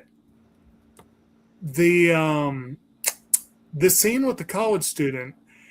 They kind of show later on. They don't really dwell on it the way they probably could have. But I read that he expressed regret later in life, that he specifically thought about this. I guess it was at a restaurant, not a college, but he had brushed off this well-meaning white person, and he had regrets later on. He's like, I should not have done that. And like I said, I don't know that they really showed that in the movie. Well, might have been nice if they had, but I mean, I did find that scene. What's that? I mean, one of the first things in the first softenings, I guess you could say, of his rhetoric in the post Nation of Islam, Malcolm X, was that he had said, we will accept help from white allies, but they will not be a part of our movement, which is a first step in that direction. And he said that before his pilgrimage, right? Yes, that was actually said before the pilgrimage. Yeah. Then afterwards, he actually had even had an interview. This was not included in the movie, by the way. This was actually an interview he did afterwards, where he had said, because it's like, do you still say that the white people are white devils? And he says, well, you mischaracterized what I was saying, what I was about. He said, that I look at this, I think that, if white people would to convert to Islam, that I think that we could be a full brotherhood, that we could be together under one religion, under one truth. And, but that whole pilgrimage opened his eyes in many ways. Right. So before we get to that, we do have the falling out with, where we have a scene where Baines is advising Elijah Muhammad that, hey, this guy's getting a little full of himself, and he's preaching for his own glory, not yours, and then of course we not long after that we have the scene where basically was it the argument with his wife where he was or where did he learn about his mentor's dealings with others? That was there was rumors. There were already rumors and talks, and then the young ladies were suing him for paternity. And his wife showed him the newspaper article, right? Yeah, and then Wallace, one of Muhammad's sons, I think his name was Wallace, and this is actually true to real life. He went to Malcolm and told him, my dad has knocked up a lot of young girls underage. Yeah. Like, and everyone knows it. My mama knows it. and so he goes, Malcolm goes and interviews the girls. He goes to talk to them, find out what's going on. And eventually he does confront Elijah Muhammad and basically gets told that's how it goes. Basically, and I think this was when he was given his suspension, right? Yeah. So he goes and confronts him and gets basically shown the door, although not really shown the door. Like that sort of like, we're going to try to keep you in the fold so you don't go running off, but we're not going to let you do anything sort of deal.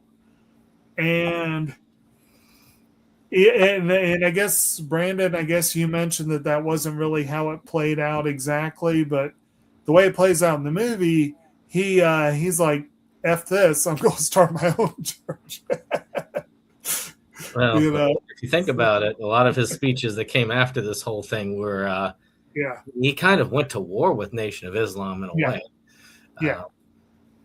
He definitely wasn't taking much crap from them anymore. And he has a pretty good follow. I mean, he's kind of starting over, but he has a pretty fair number of people that are with him. And this is where he does his pilgrimage to Mecca. And Brandon, you may have, if you watched all the bonus features, you may know more on this than I do, but I did see a blurb on IMDb that I found really interesting, that Spike Lee apparently insisted on filming in Mecca and in Egypt. Yes. And the studio's like, no, film it in New Jersey. Yeah, film on the Jersey Shore in winter. Yeah. And he's like, no. That painting of the pyramid in the background. Right. He's like, no, we're going to location. But apparently, he not being Muslim was not allowed in Mecca. And so they had to send in a local film crew, I guess, or which I'm not sure why they made an exception for Denzel Washington. So maybe you got some more info on that. But I don't know. I know that one of the things that's interesting is that recreation of that famous picture of him on the carpets in the suit. Right. That is a really interesting thing. I know that they had a lot of Muslims that were on the set, and I don't know much other than that, because I know that they are very strict in Mecca about things. There have been people who have gone undercover. There's actually a documentary that I have that was of a gay man who basically is a Muslim, but he went undercover in Mecca because that would have been a very dangerous thing if they'd known. Okay. So, I know it can be done, but I know that it is strict, that there has to be you have to have like a priest or whatnot to vouch for you to be able to even get in. So I don't think that a lot of the scenes with Denzel were, I don't know of 100%, but I don't think that the scenes with Denzel there were necessarily in Mecca, but there were scenes but a lot of the film was done of Mecca, which can be done. So maybe he filmed his scenes in Egypt, and that would make sense. But I had read another thing they claim on IMDb, which is really interesting, is that this was the first narrative film that they allowed to be filmed in Mecca. Like that there had been documentaries previously, but this was apparently the first time footage was allowed for a non-documentary film.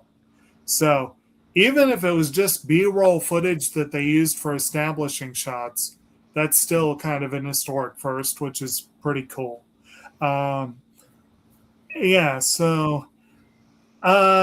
he does go. He has this life-changing experience where he meets Muslims of all ethnicities and colors, and is shocked by it.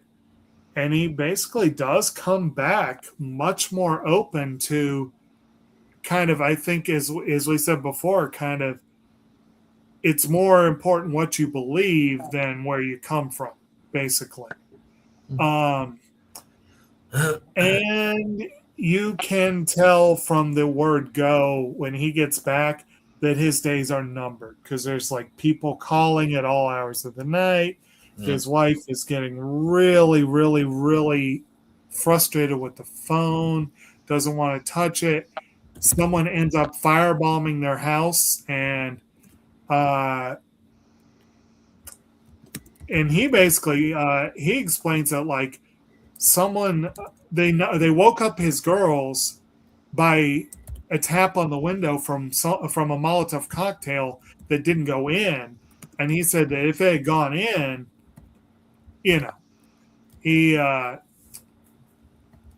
so they end up having to go, elsewhere. He ends up holding up in a hotel to prepare for this big speech that he's going to give. And then, basically we have the final public appearance that becomes very, very final. And shortly before that, we do have the scene with that we've mentioned with the FBI agents where they, make the crack about him versus King. And we do also have a scene of like a dance the night before at the same venue where they're playing the song Shotgun. And one could argue whether that scene was necessarily integral to the plot, but it was pretty fun foreshadowing. Fun might not be the right word, but it was very interesting foreshadowing with that scene.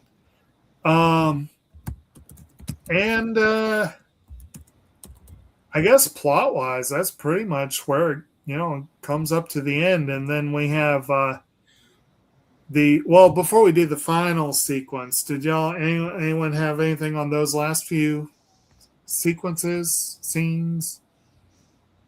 I mean, as far as the assassination scene, there is an interesting thing with that in the background.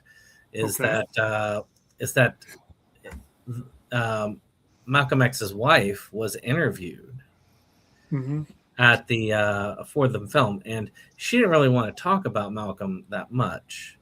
Mm-hmm. But one of the things that she did say was that he knew that he was going to his execution, and that he knew that he was going to his execution, and he knew that it had to be done, that he had to be a martyr for the cause, and that is why they played it the way they did, with the one scene with Denzel, I believe, on the crane moving forward. That stoic last bit was played and told to Denzel Washington to play it like you're going to die. Yeah. And he definitely shows up in the green room looking green, like he knows it's the end, and it's or that that direction, to have that slight little smirk that he had at the very end, right before he gets shot, which I didn't know that was the case, but when I saw it replayed after that, you can actually see it right before the shotgun blast, as Dave and Tammy leave us. Yes, they did. There's Sorry Dave. about that. All of a sudden, the sound went out. But that slight smirk at the end, and if you look for it, you almost miss it. And I missed it the first time I saw it, but then when I saw a replay of that, he does that slight smirk if you look at the end, right before the shotgun blast goes off. And that is, again, excellent nuance by Denzel Washington, or direction. I'm not exactly sure which one is which, because he wasn't quite clear on that. Do you remember hearing about whether that direction was Denzel or Spike? I don't know, because Denzel, when Denzel improvises, he does it in a one-take kind of thing. I don't know. Seriously, I'm not trying to be funny. Like when he just is flying off the cuff like that, with just small things, little gestures and everything, it's like something pops into his head. That's how great of an actor he is. You've got some people there I can't turn out a good performance unless I go full, method. And he's like, I'm gonna melt into the character right now, but as soon as you say cut, I'm out of that character. And for him to just drop these little things, these little Easter eggs in, it's just a testament to what a great actor he is. Now, I don't know if it's him that came up with that or Spike Lee. Likely it was him, because Spike Lee, one thing that as a director, he likes to give his actors room to maneuver. He's definitely an actor's director. Well, he had a lot of respect for Denzel in that, and let him go with what his interpretation was. And look what he did with the role. I mean, he blew it out the water. Literally got blown out with the shotgun. Boy, shut the fuck up.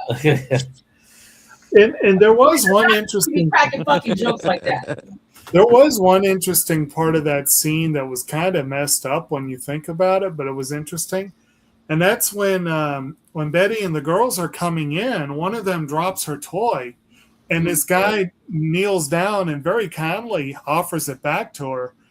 And he's one of the assassins. And it's like he's showing this kindness to this girl right before he blows their old man away in front of her. The interesting factoid of all the assassins, despite the fact they knew who they were, that particular assassin was the only one that they ever actually convicted for it. They convicted 2 other guys, but he said it wasn't them. He did name the ones who was with him. He even named the ones who shot the fatal shotgun blast in the chest.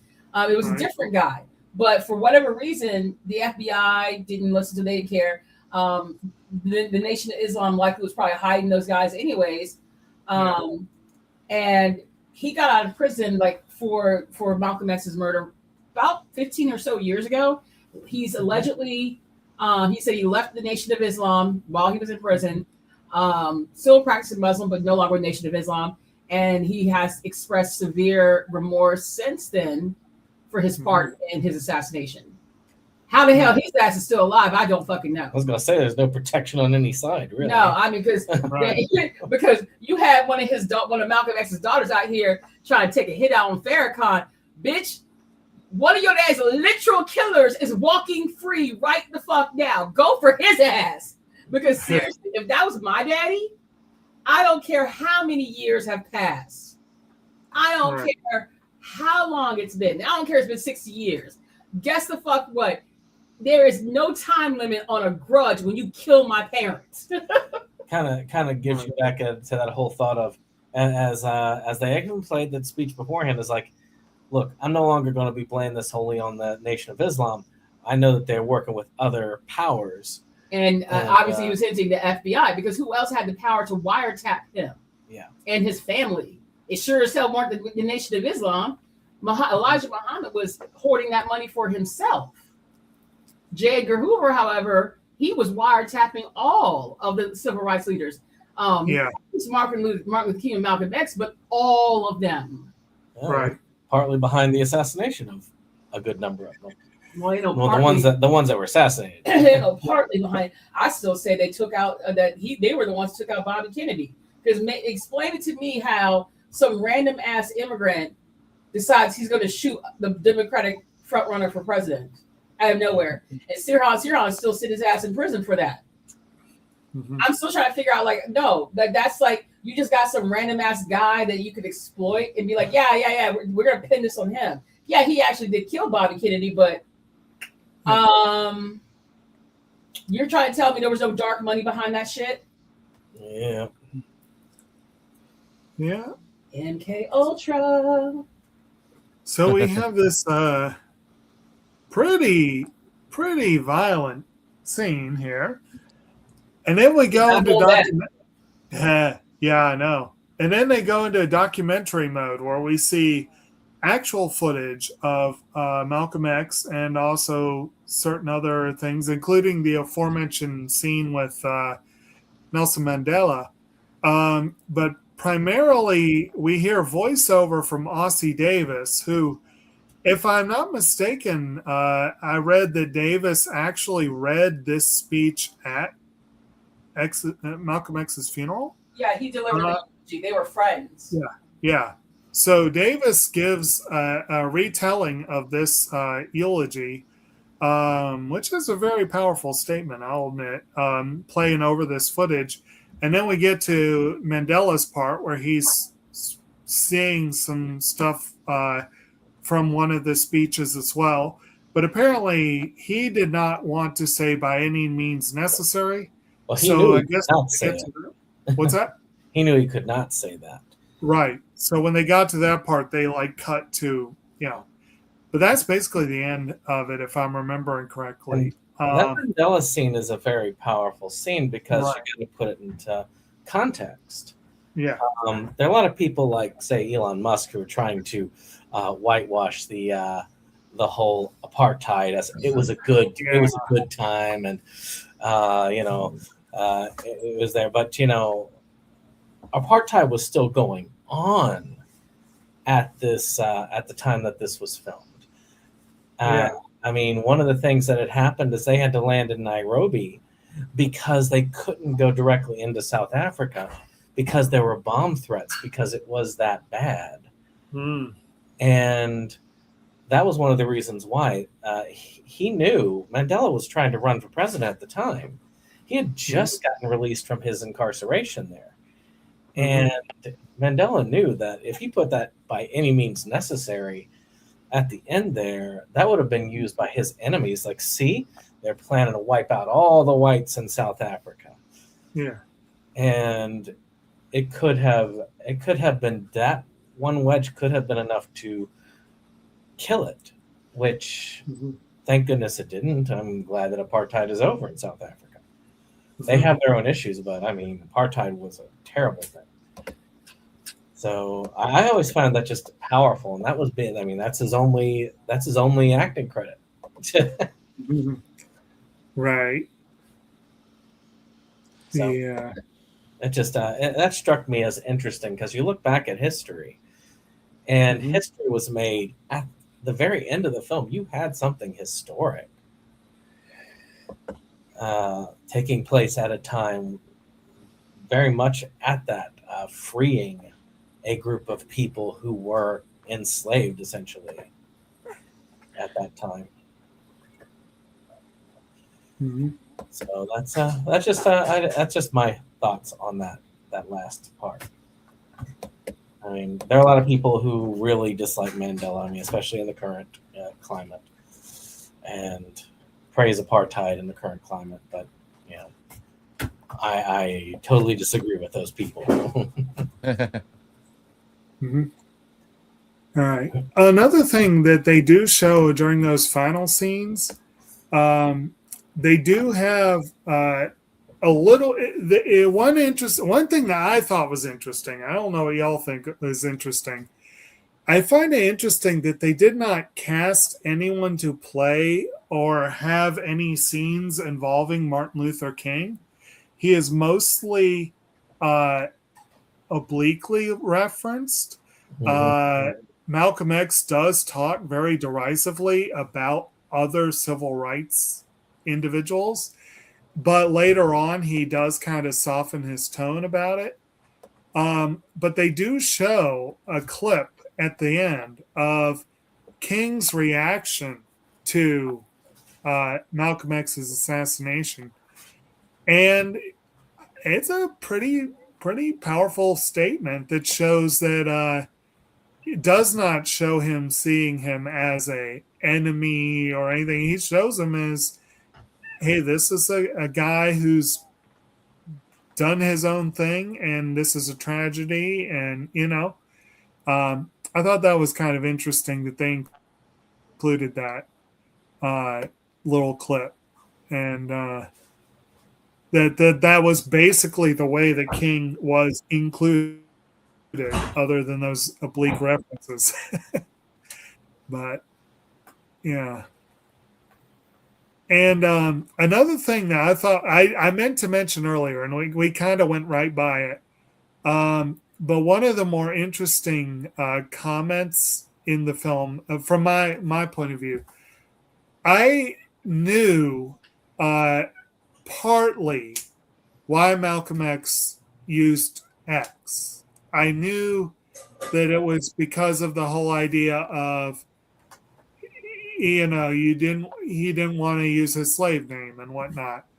But I like how he went on to describe it as X in mathematics representing the unknown.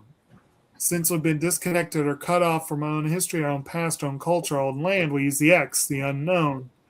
I'm like, I never heard that explanation of it, and I thought that was pretty interesting. It was like, anyway, I just wanted to throw that out there. I mean, it was kind of cool seeing an interview where he was actually saying, because it happened after his journey. Oh, sorry, Dave, I cut you off. No, go ahead. I didn't have anything to say.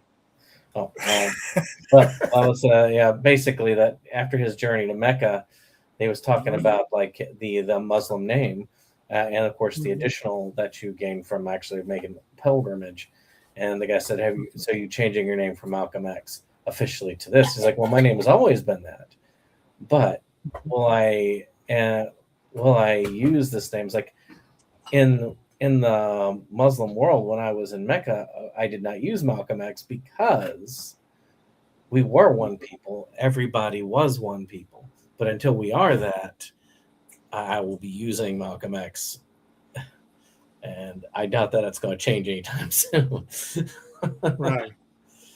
But it was an interesting take on it, on the continued use of it, or even the context thereof.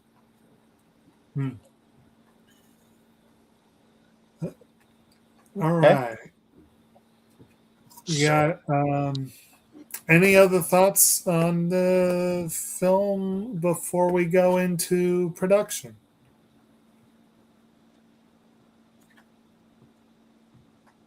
Nope. I think we're all pretty much ready for production. Okay. Now we touched on it a little bit here and there. We touched on how this film is more a little glossier, a little more old school Hollywood than some of Lee's previous films. How he did use some documentary footage, particularly at the beginning and the end. It is notable that in addition to Denzel's nomination for actor, the other Oscar nod was for Ruth Carter for the costume design. And I do think the costumes were pretty well done in this one. It was, not just those crazy zoot suits, but just generally, I think they did a good job with that. I did want to mention one more thing as far as the background. The movie is based on the autobiography of Malcolm X as told to Alex Haley, basically, with Malcolm X being a contributor because of that. Supposedly, the original adaptation was in part written by James Baldwin, who didn't want to remain associated with the later iterations.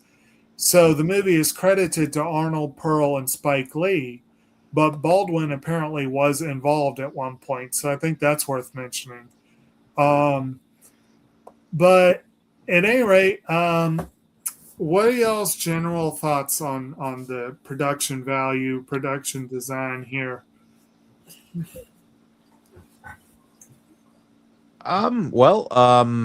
Production overall, I thought was because it kind of spanned, several different time periods in Malcolm X's life.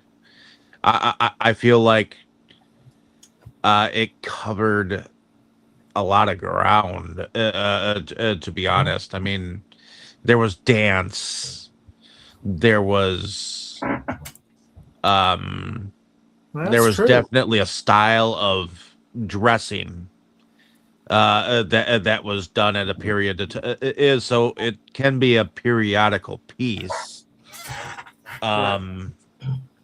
And so through through a time capsule, I feel like there was a lot that went into the costume designing. As far as the filming of the production, I do believe I do like the somewhat documentary style to some of the filmmaking process that Spike Lee used here, and I think he used them well and to his advantage. I feel that the background of his father was used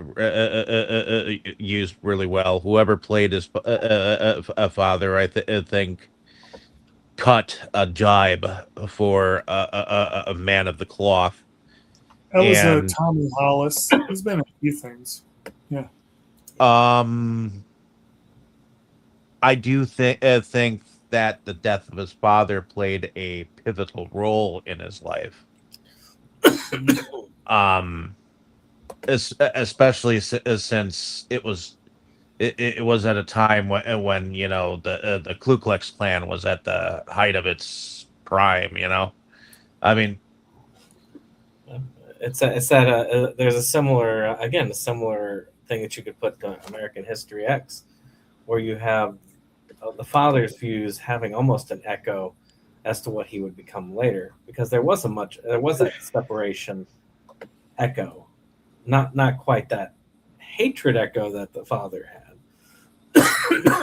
Well, the thing that I learned about a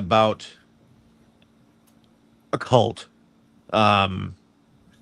is that it can be a totalitarian relationship between that of a mother and a child. It can be any relationship, really. I mean, it could be mother daughter, mother to mother, father to son. You know, it can be any, literally any. I mean, um, I'll use I'll use the example of Ike and Tina Turner. I mean, that was a physically abusive relationship, one on one. You know, for many years, and that can be considered a totalitarian relationship. You know, and that was a cult like thing. You know, so to me, that is the typical idea of what a cult is, and I feel like showing some of the cult like mentality, I think Denzel pulled that off to a T.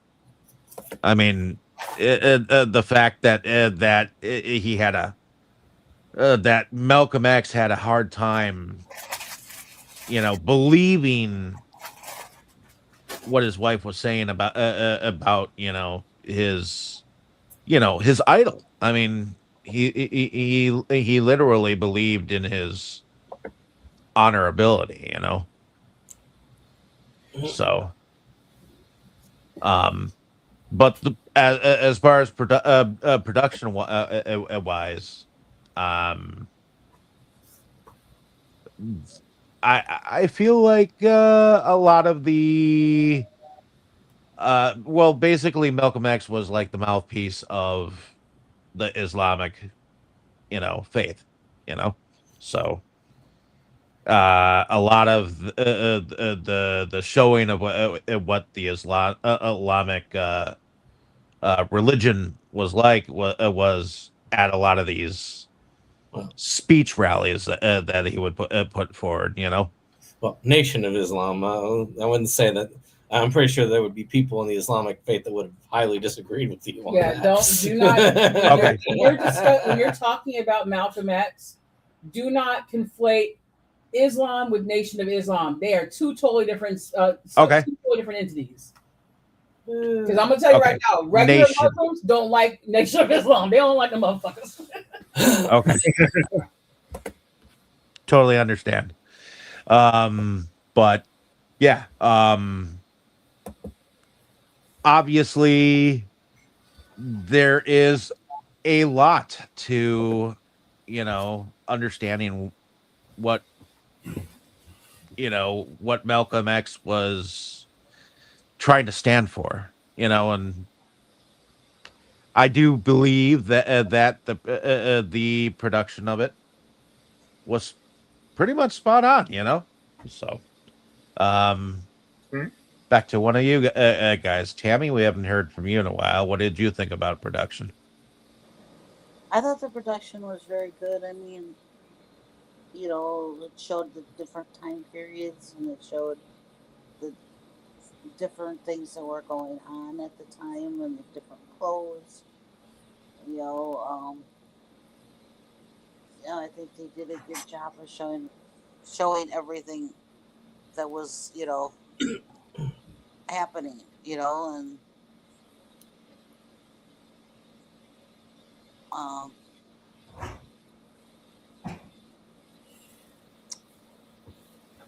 I think, I don't think there was, how do I put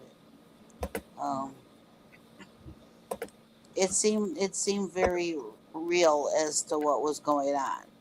I mean, I think they did good, and I think, I know, it was a long movie, and I think they did need all that time to actually accurately show the things they wanted to show, and I think that shows in the production.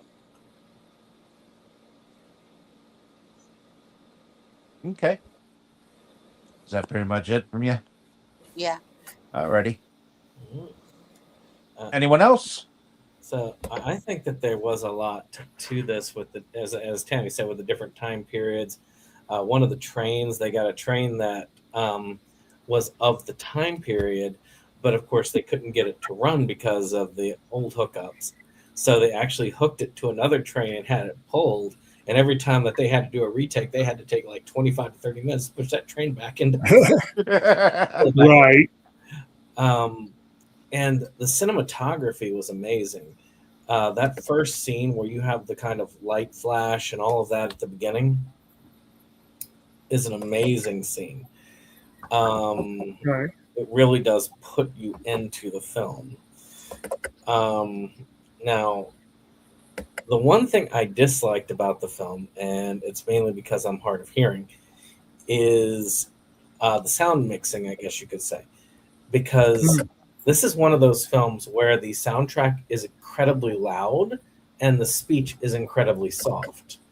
So if you're not ready to blow out, if you're slightly hard of hearing, you're going to blow out the room next door with the music, and you're going to have to sit through incredibly loud music if you want to have it with the speech, or you're going to be toggling the volume up and down constantly, or you're going to do like me and put on subtitles because I wouldn't have been able to understand what they were saying otherwise. So that, I don't know if it's because I was using. I don't know if it was because I was using the subtitles. I didn't really notice that. I know I noticed that there was definitely a lot of parts that it was really hard to hear what they were saying. Yeah. Unless you really crank it. Yeah, that makes the music was loud.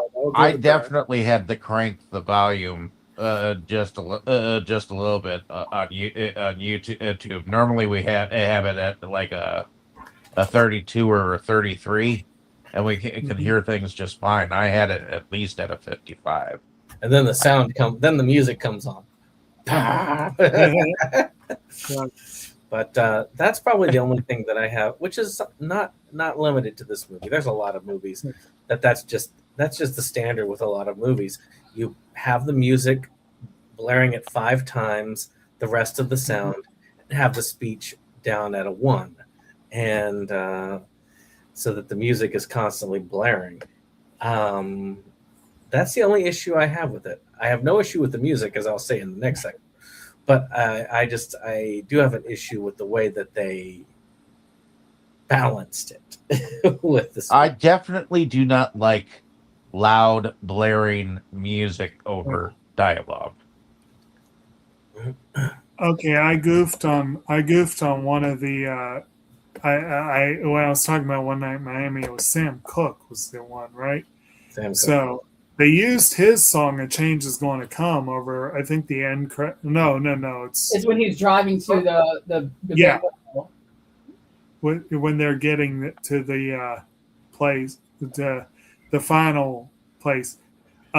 We've got a lot of good stuff. Speaking of the soundtrack, we got a lot of good music on here. A lot of standards, some good fun, old-timey songs.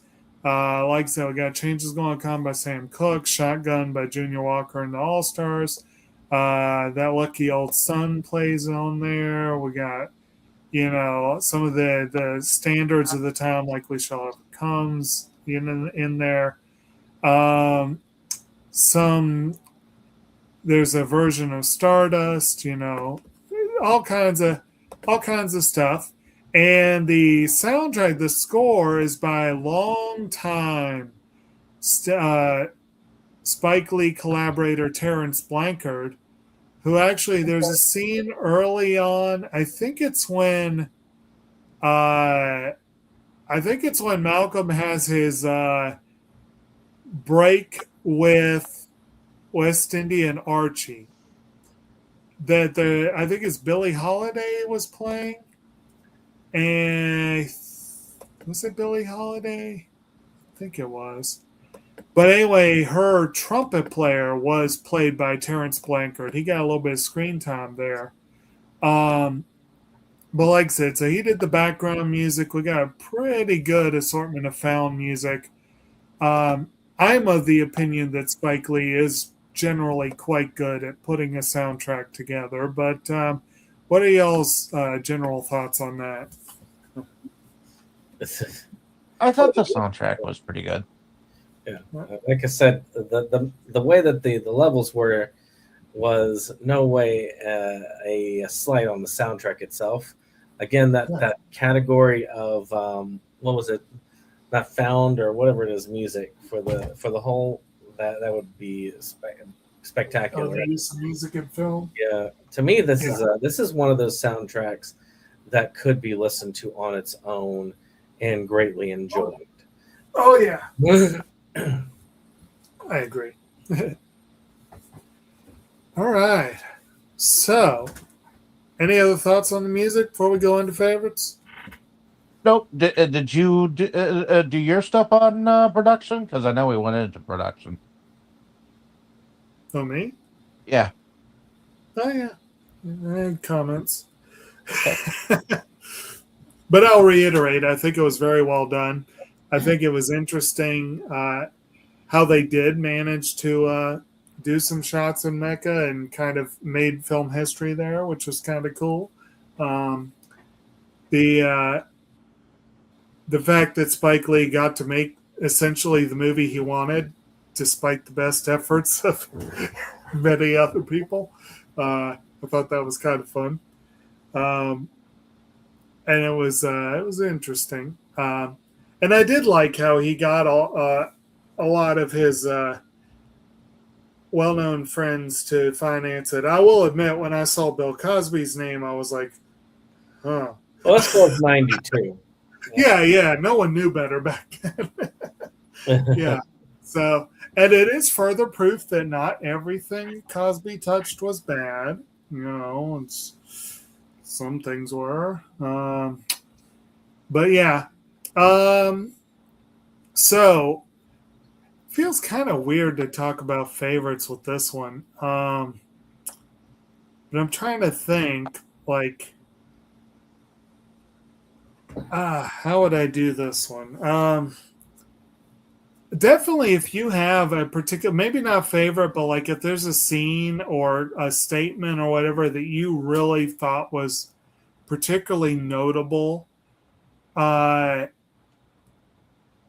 and well, if you really want to do a favorite character, but I'm not going to necessarily push for that one. But let's say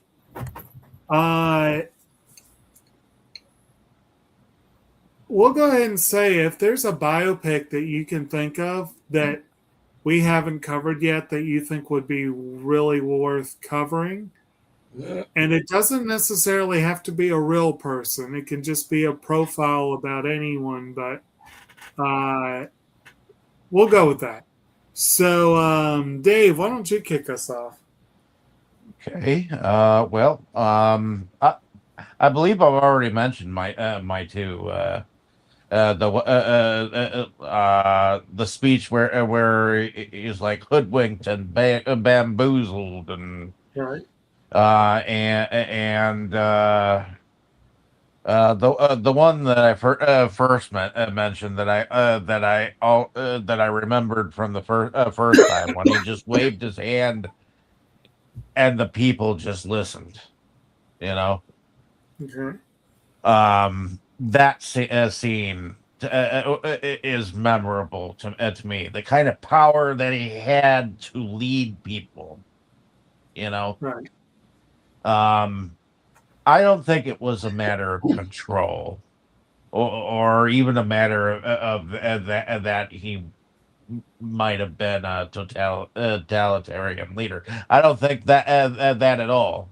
I think that he was just a very good speaker, and people listened. So, right. And that is why I think that scene is so powerful. Because I do think that he was the natural man of letters. Mm-hmm. So to speak, a man who could speak and speak eloquently.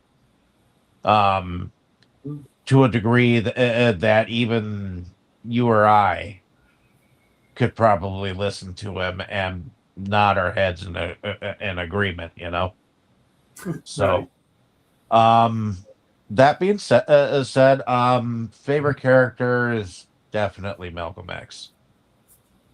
I do think that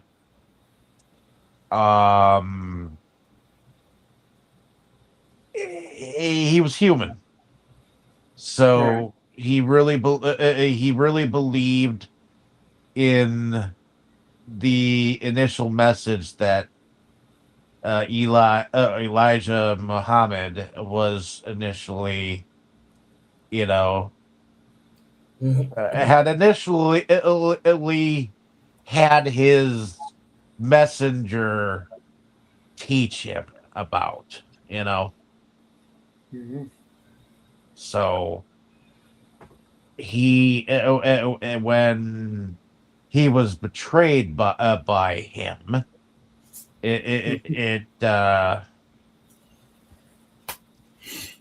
kind of broke him in a way, and that's why he had to go on that sojourn, So, but that's pretty much it for me. Who else wants to go next? Well, Dave, did you have a biopic that you're interested I would in have covering? to say J. Edgar. Okay. Because I believe, I believe that DiCaprio has come a long way from his teenage years, So to me, that was that and Shutter Island were the two that I was like, damn, that kid has grown up, Okay. So I think that that was a good movie for him. So Okay. That was that Clint Eastwood directed? I'm trying to think and remember. Yeah, I still need to see that. Yeah. All right. So how about you, Tammy? I guess my favorite scene, or the scene that really got my attention, was the outside the police station. Oh, sorry, I wasn't paying us. I thought that was really impressive. When the officers looked out the window and they all looked up, and then, he said that they weren't going to go anywhere, and then when they did leave, all he did was make a hand gesture, and everybody started to walk. The followers followed him, and then all of a sudden everybody, and the officers just stood there, Mm-hmm. And then they made that comment that's no man should have that much power. I thought that whole scene was quite impressive. Was that the scene where Peter Boyle showed up as the police captain? Yeah. Yep. Yeah. Okay. I saw it and I was like, is that Peter? And I looked it up. Oh, it is.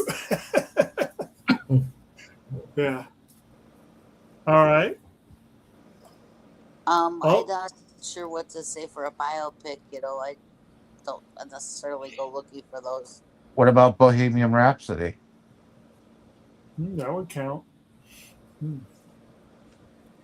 Well, I guess it is one. It's a music thing, It's more of There's a lot of musical biopics.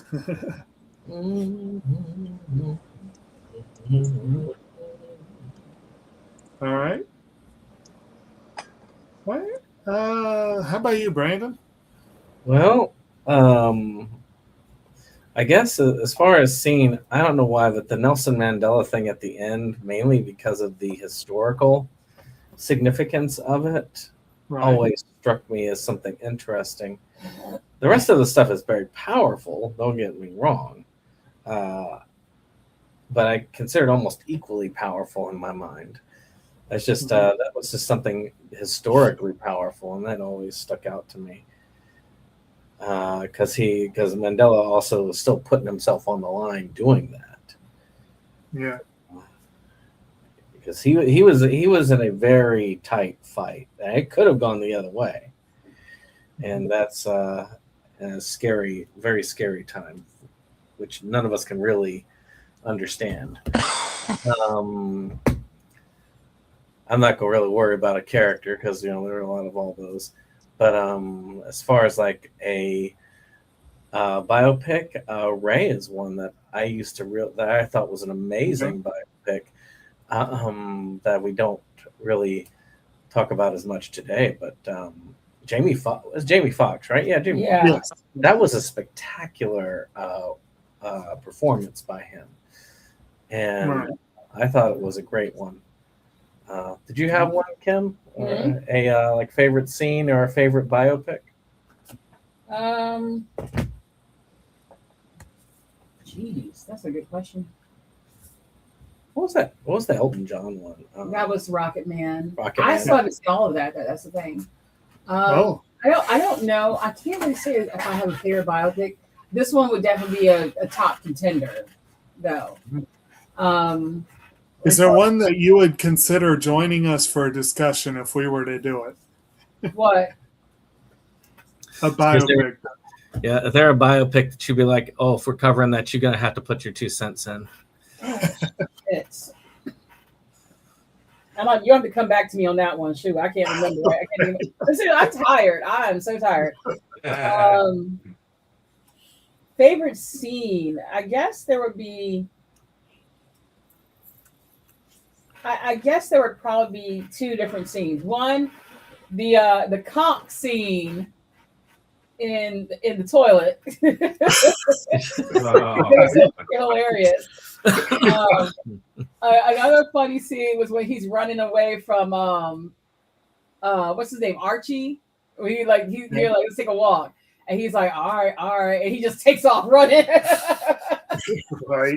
But I think like the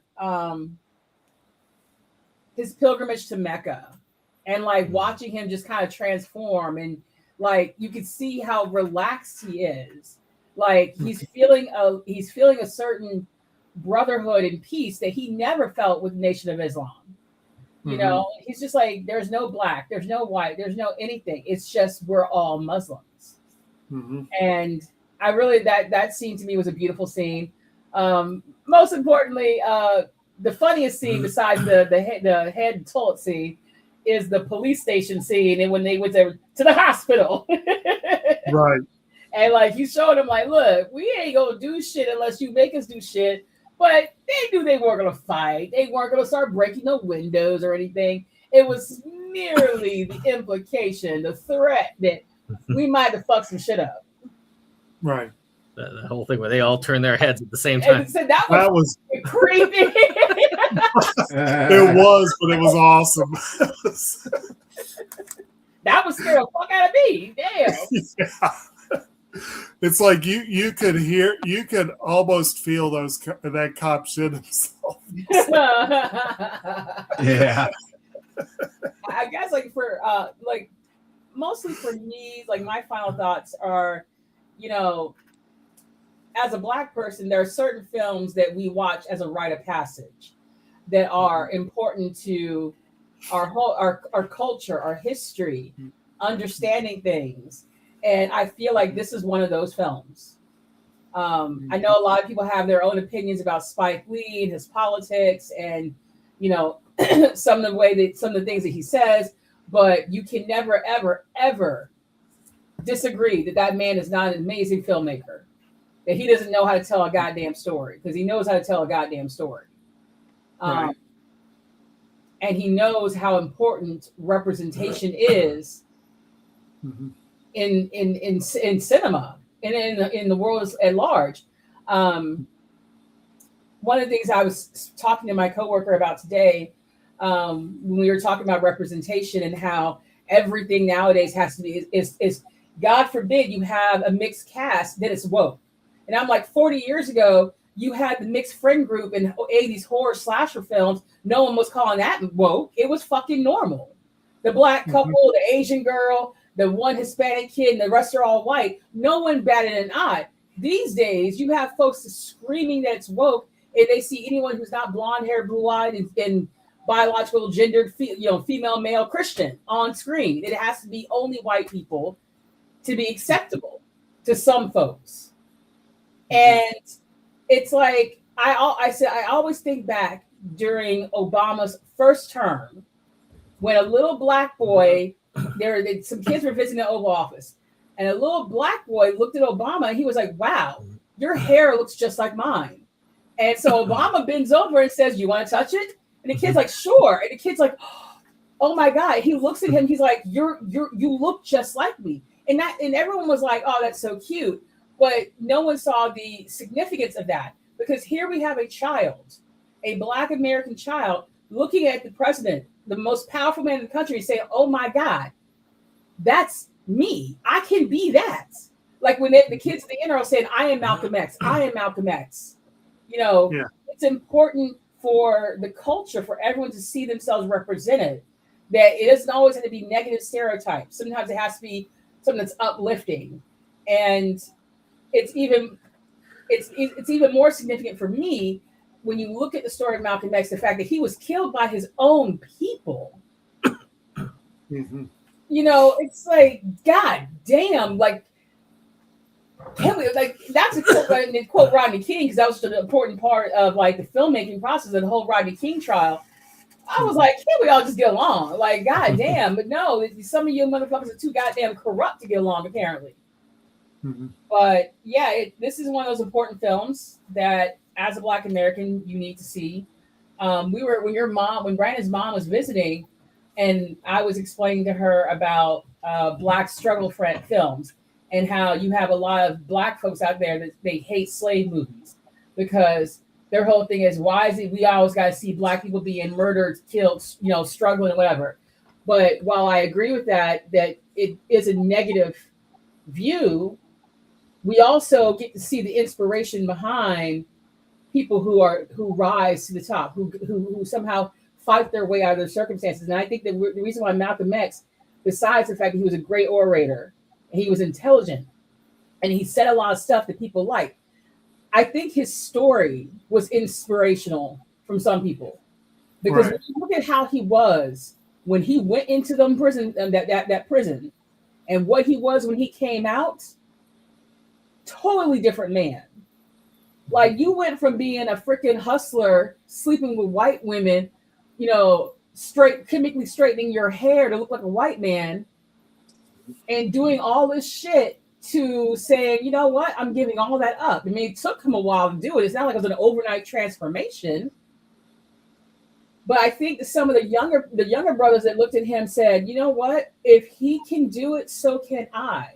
I want to be where he is. He was an inspiration to so many people. And like when the FBI agents made the joke, compared to King, this guy's a monk. Mm-hmm. Because, well, he fucking was. I mean, I don't want to be mean or nothing, but Martin Luther King, there's little FBI files about how J. Edgar Hoover, they delivered a packet of surveillance photos and shit to the King house directly to Mrs. King. She sees the photos, and so they're like, oh yeah, she gonna go off now and blow up the entire movement. She kept silent. And when people asked her later on, your husband was out there playing you for a fool, sleeping with every Tom, Dick, and Jane. And she said, the movement was more important than my marriage. Mm-hmm. Meanwhile, Malcolm X genuinely loved his wife. He was when he said, nope, no more fornicating, no more any of that stuff, no more white women, he meant it, and he stuck to it. After all these years, no one can give one example of Malcolm X when he came out of prison. They can't give one example of him running around skirt chasing anymore. Mm-hmm. And even when Betty was flirting with him, he still was like, oh, Miss Betty, you nice. Sister Betty, you so nice. I'm like, dude, she's flirting with you. She's literally flirting with you. He's just an idiot. Yeah. But I see why so many people found him inspirational. I see why his story lives on after all these years and will continue to live on. One scene that we didn't mention was a scene where I think it's right after the march to the hospital, maybe, where it's like one of the bystanders who became part of that crowd comes into his, gathering place, and he's like, "I want to work with you." Yeah, And the he's like, kid.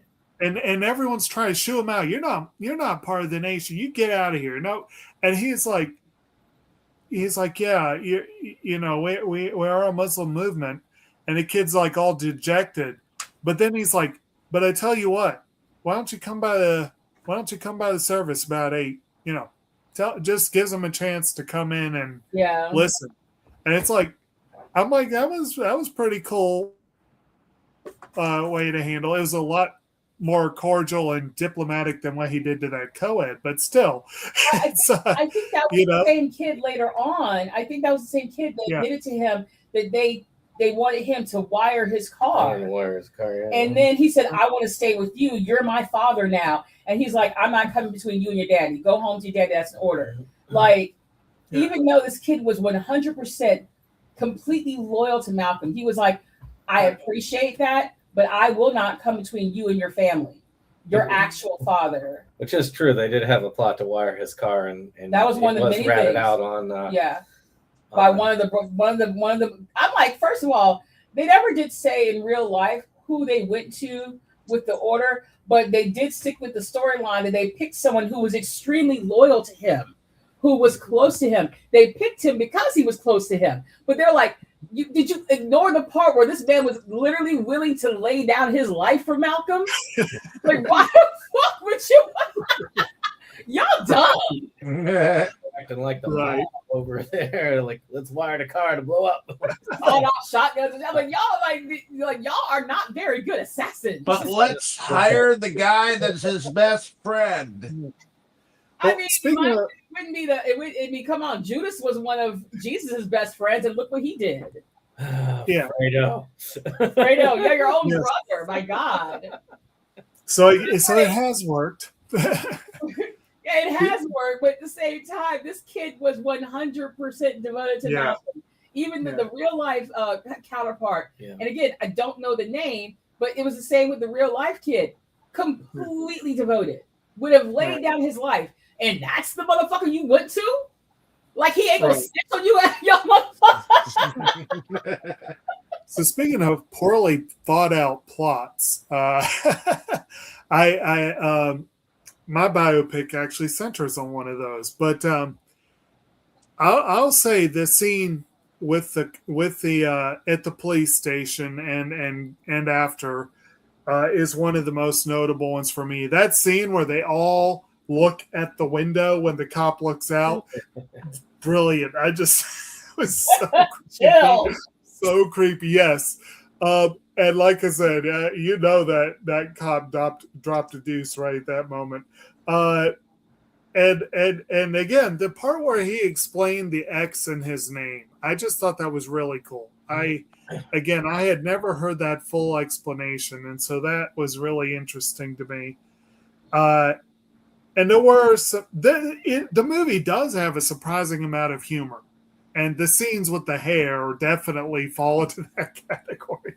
The scene with the toilet, oh my God. And at the beginning where they were screwing with him and it's like, is it burning yet? It's a little tingly. Oh no. That was pretty good. Even like current relaxers, they're not as bad as the old ones with the lie and shit. But even current relaxers, that shit burns if you leave it on for too long. Like, that's one of the reasons why I stopped chemically straightening my hair, is because, if you scratch or get your scalp wet before you get done, and then you go and get the relaxer put in, it puts chemical burns on your scalp. Well, didn't you say one of the things that you thought was really interesting is that they actually showed some of the chemical burns while he was in prison going through? Yeah, you could see it. Like, I don't know if you noticed it. You could see the chemical burn because he didn't get to wash all the shit out.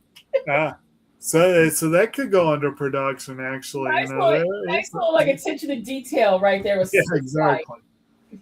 And again, I'm not really sure you can. I mean, this is Malcolm X's movie. He is the central character, and he's the most dynamic character. And he is very charismatic, but I don't really know, like, so I could pick a favorite character for this.